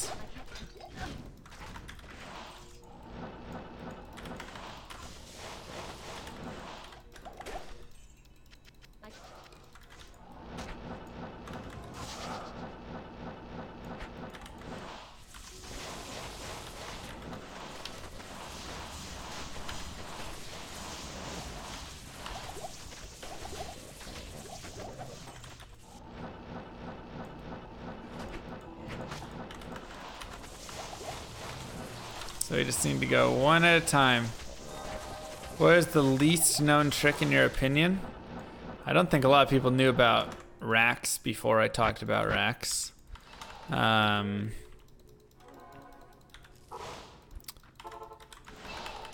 There's so many things that a lot of people don't know, you know, and it's just how many people know you don't have to kill the summoner, right? On single player. I mean, even not on single player, but if you want people to come in your portal, you have to, whatever. Or teleporting to avoid the poison tick damage. That could be a fun line.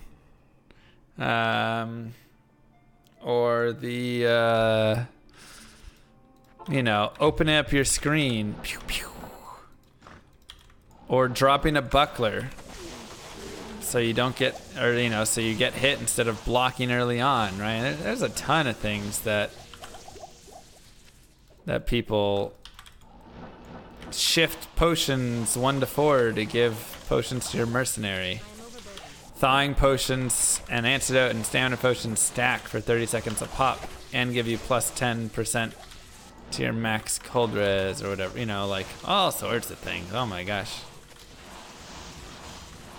Teleporting doesn't avoid poison, but when you're down in the Vipers doing Nilithak and they have that bugged, crazy, stupid poison damage, if you don't run, it's when you run that their poison damage ticks. So if you just teleport or stand still, then you don't take the crazy amount of damage.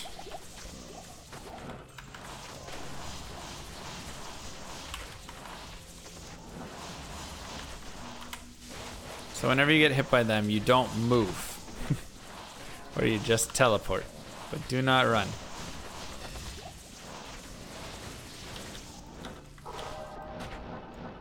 What build do I recommend for Amazon? Javazon's great. Javazon is great. Just get some lightning fury. But I also do like a Boazon a lot.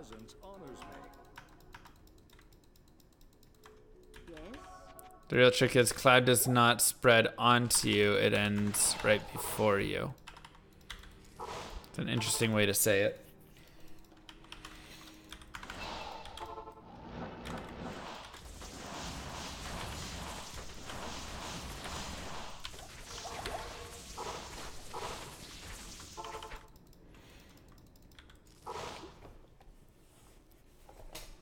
Rakanishi's equipment, 100% charge vault when struck. Did you really, Lighten? Is that in the mod that you sent? Which? Okay. I got another computer that I can plug it in on and test it and play it on. So I will go write that on my thingy to do. I will write that on my to-do list.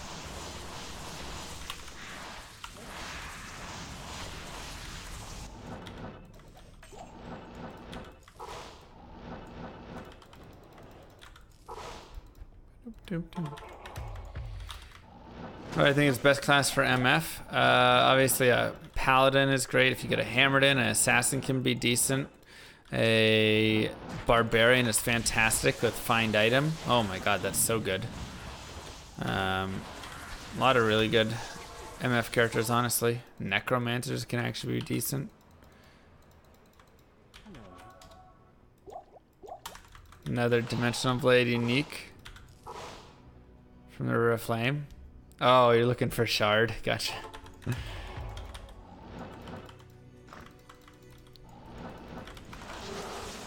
I'm saying if you get a fully stacked out Necromancer, he can magic find decently well.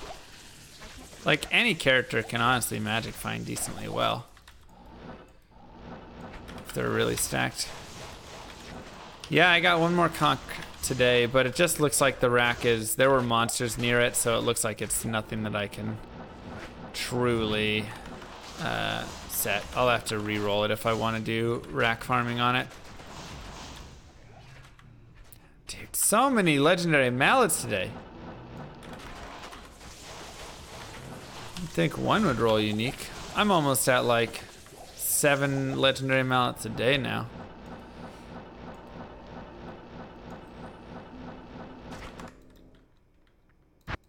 I want to find that mallet and I want to find that amulet just so I can be done with these screwy items.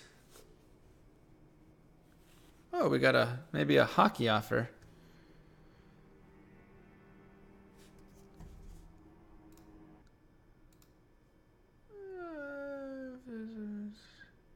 Holy crap. This is how they do it? Rowdy. Who is this? Who is this?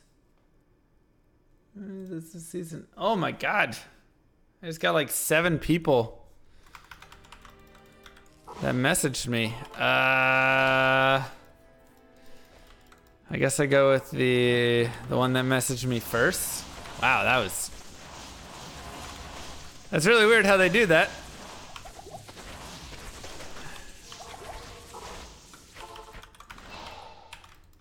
Superior Scarab Husk and okay best for chains? Scarab Husk. I mean, what's the defense on it? Like,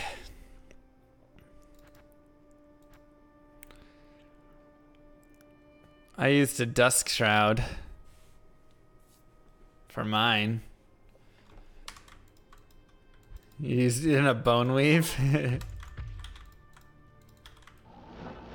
470. That's a little low. Looks like rags. Yeah, it does. Sexy rags. 470 is a bit low. I mean, you can do it if you want. Sanders again and another unique ring. But, you know, I mean, that's not bad, right? Like, if I go to my armor bases... Oops.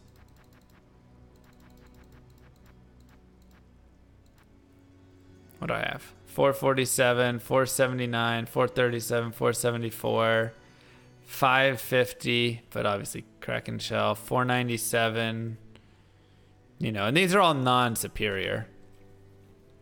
So... you find a superior, you probably want to get a 500. I think the one that I made it in was like 500 XX defense. 470 isn't terrible. Scarab Husk isn't bad strength requirements. So you can do it if you would like.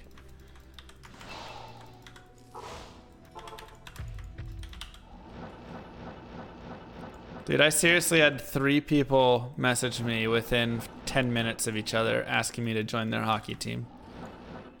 Oh, oops, I already did that. Check out our BK ring.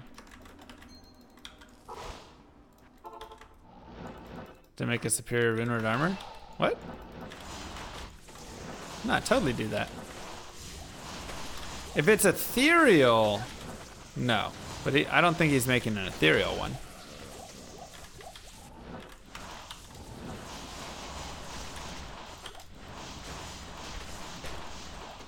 Hockey. Say no to hockey invite. We don't approve.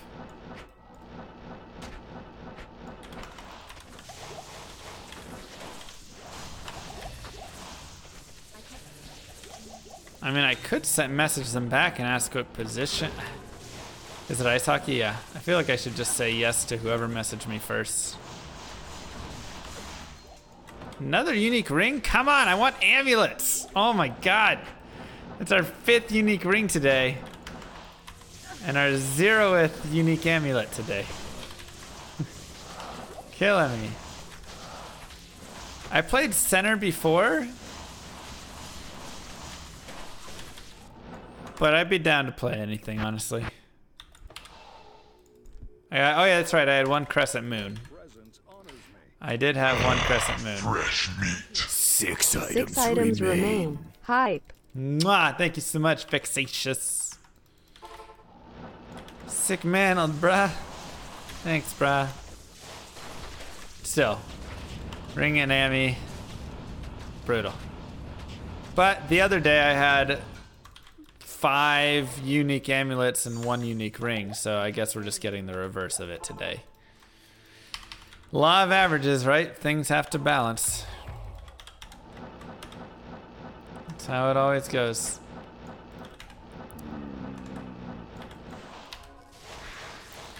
If I had that yesterday, today I had to have the balancer.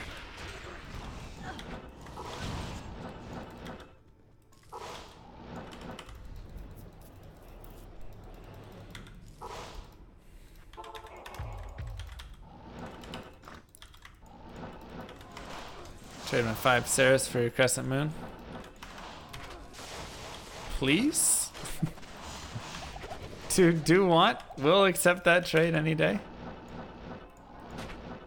Aw, that's really nice, big bad dude. Write it down on your sheet. Write it down on your sheet. Oh god, no! Gulzar, no! Aw, man. Good to see you. Kane stole it. It was an amazing one. He took it. Hydra Bro wasn't worth grabbing there? Well, it's not unique. Is the ladder dead?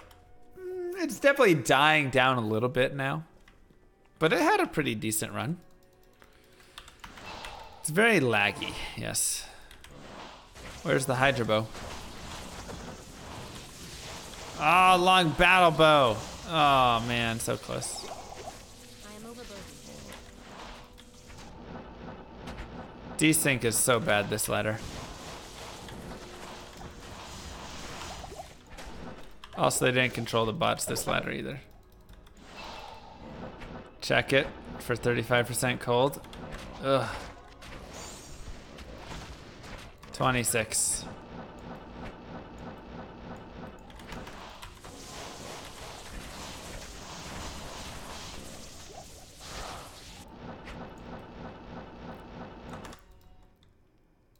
Garbage. I really feel like alright, when did this guy message me? Let's check the times. This guy was 151, Rowdy was 148, and Chris was at 154. The Mighty Pigeons is their name. Maybe I should look and see how good each team is.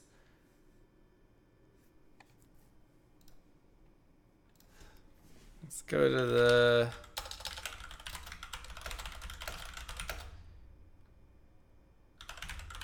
standings and let's check out the standings from last season. Where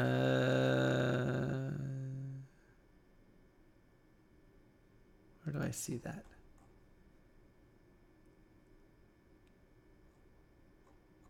Registration, no, stats and standings. Here we go.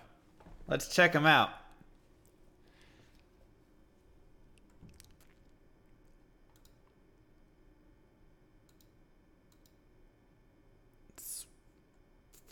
Summer 2018, spring 2018.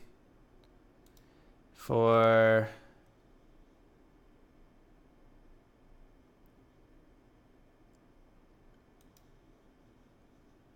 All right, let's check it. All right, the Mighty Pigeons finished in 5th with a 3-5 record. Or 3-7? 3-5. I don't like that they're 3-5. Wait, oh, they have 2 overtime losses as well. Ouch. 3-5-2. So they could have been close to 50-50 if they would have won those overtimes. The Spark.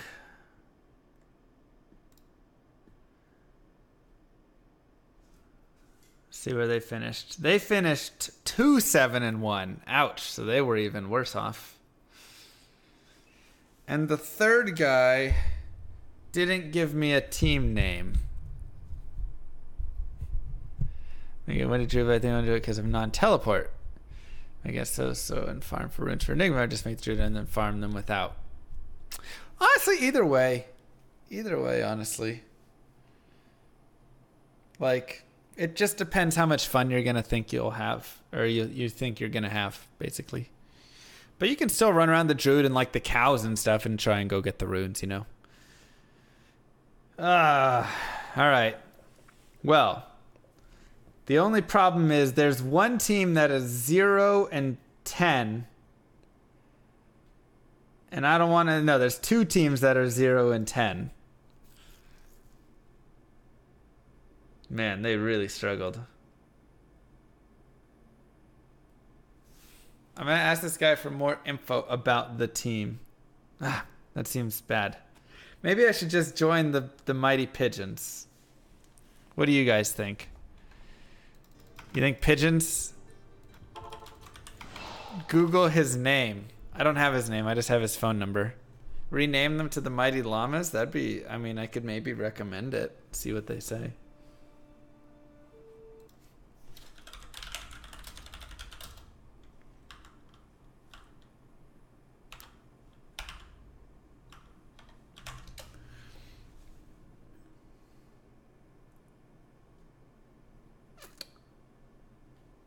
Okay.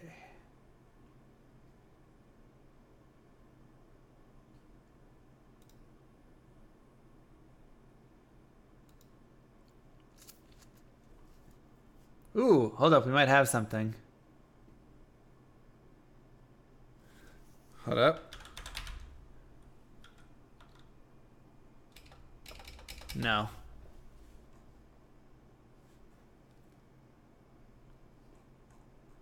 Darn. Don't have anything there. Just go with the closest. I mean, they're both in the same league. So it's which one I would want to join. Yeah, Drunk Lifeguard, thank you so much. These are hockey teams.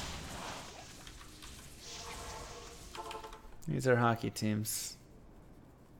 Let's check out the goals for and against. The Mighty Pigeons went 30-30 in goals for and goals against last league, which is pretty nice. The other team was 18-34. Oof, so they have some scoring difficulties. I kind of like the Pigeons, you know? They seem like a very 50-50 team.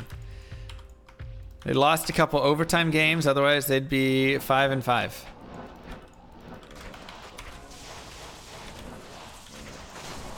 Help them with the rebuild. Exactly. Like, I'm not having to be the team, which I definitely couldn't. I'm not very good, but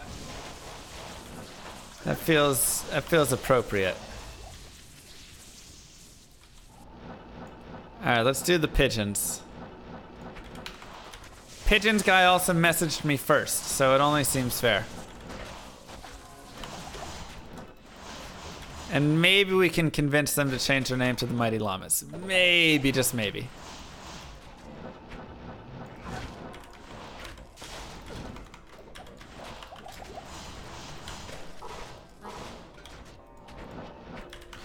And as for that third team, for all we know, they could have been the top team that went 10-0. But I don't think I want to be on the 10-0 team, you know, because then that's too much pressure. Like, I can't carry anymore. everybody there is probably pretty good. Then I'm feeling bad. Do I need to get off the ice and take extra short shifts so that they can get, you know, oh man. We want to be right in the middle. I'll join your team if you name it after me. I don't think that's a crazy, crazy request. That sounds great. What I need to do to make it happen.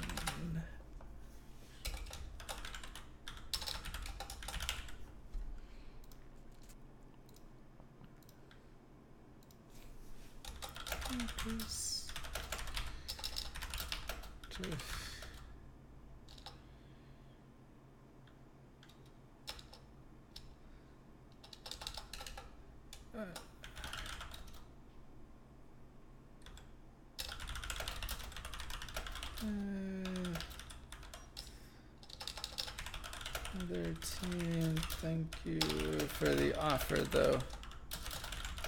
Appreciate it. If things.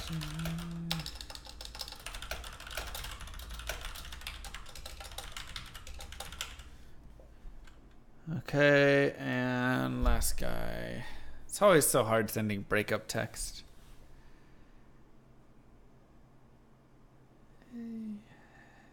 Actually, just ended up with another team. Before I got your text.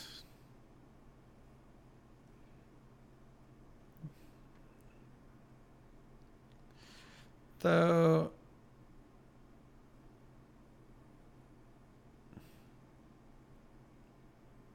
yeah, I feel like this is a good, you know, hopefully there wasn't too much change there.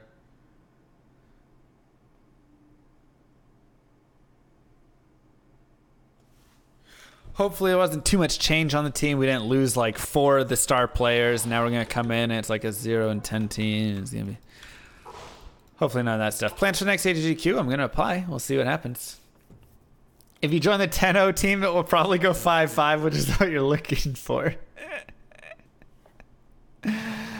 Oh, man.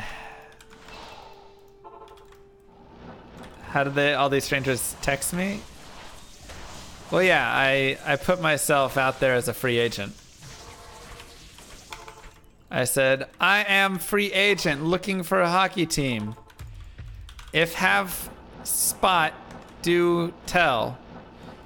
I played center, but do other positions good too, maybe. I'm not sure. I played 2 years ago. Still work in progress. Have fun? And then I gave them my number. Am I gonna submit a StarCraft Food War campaign run? I might consider it actually. I think it would be really fun. Looking for salary of $500 a week. If pay. Please. That part was in the PS, you know, we'll see what happens there. Looking for a bill? Always put your APM. That's right. StarCraft APM 180. Diablo 2 APM 300.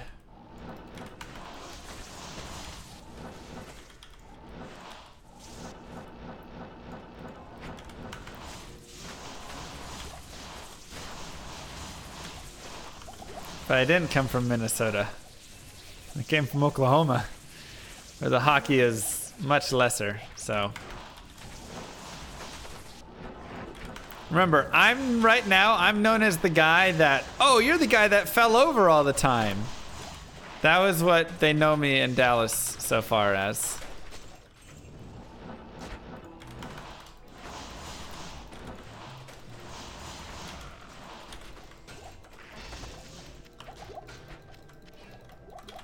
I just don't want to get there. Yeah, I'm the Neymar of hockey, exactly. I just don't want to get their expectations up at all, you know? I want them to expect nothing of me and thus be happy if anything comes of me. If I end up turning into a decent player for them, great. Ooh, sacred armor. If I don't, they'll be like, well, you know, we knew what we were getting. I'd be in the NHL, but I turned it down to play Diablo 2 online every day. Just trolling about hockey? No, I mean, I'm gonna go play hockey.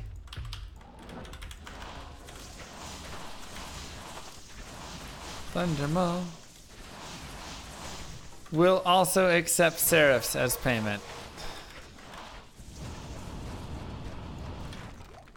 Just Terran campaign. Yep.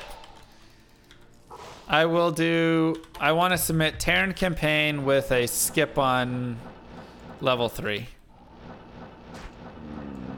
Although there is no cow level cheat just to get through it.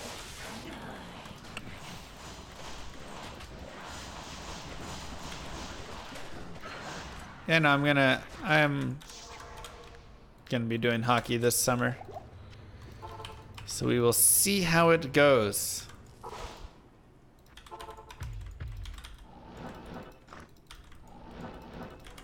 See how it goes.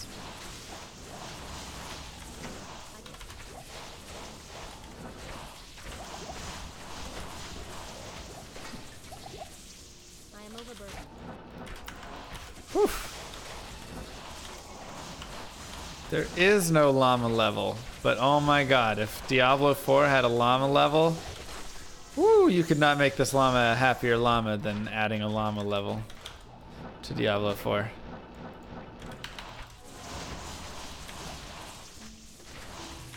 Yep. I'm part-time deck. I know today's Monday, I took today off. Has Diablo 4 been confirmed? Well, not yet, but if they do confirm it, I want there to be a llama level. Or no llama level. I don't know if you guys could see me winking there.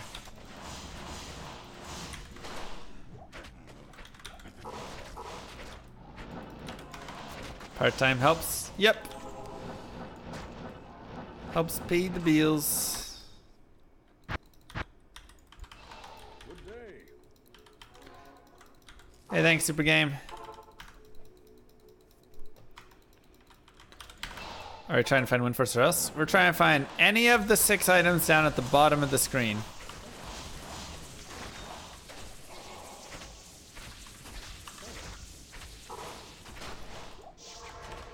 Six items down at the bottom. Any of those would be great.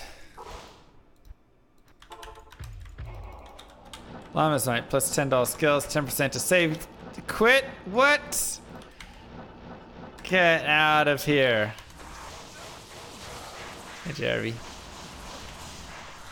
Part-time worker calling off a day. Is that, am I not supposed to? Part-time workers can take vacation days, right? Like, oh man. It's too much. Yeah, pits are great. Pits are great. They just have some cold immunes and some archers, so not as ideal for this character. Chainmail. When's our next drop gonna be? Round and round we go. Uh-oh.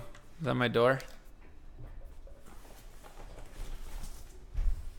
I don't want any cookies. Oh, okay. Take some cookies from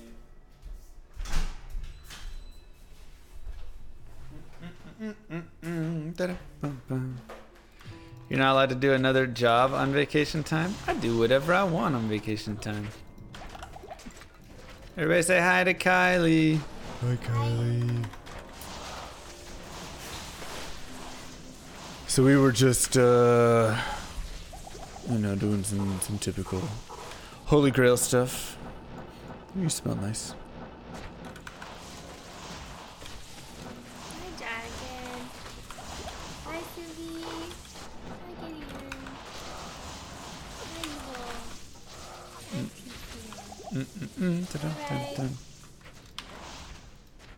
How long it takes to get there. 30 minutes. I looked it up.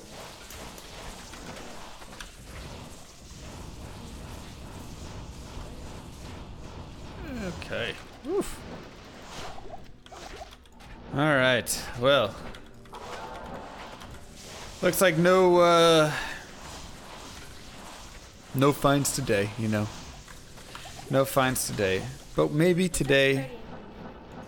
Yeah. Oh, You're going. Yeah. But maybe today we found some inner peace and happiness, right? Maybe that's what we found today. hi guys. Thank you everybody so much for hanging out. I do appreciate it. I hope you guys had a great time today, as always. We'll be back tomorrow afternoon, evening. And we'll be doing Hardcore Hell Speedrunning again. Once again, !schedule. We'll take you to the official schedule. If you want to find things on the YouTube, they're being uploaded there from the previous runs. And of course, there's the Twitter and Discord if you want notifications and all those things, whatever. There's all those links. I hope you guys do have a good one. Mwah. Kisses to you all. Thank you so much. Hi guys. I will see you tomorrow for more world record speedrunning. And let's go hang out with...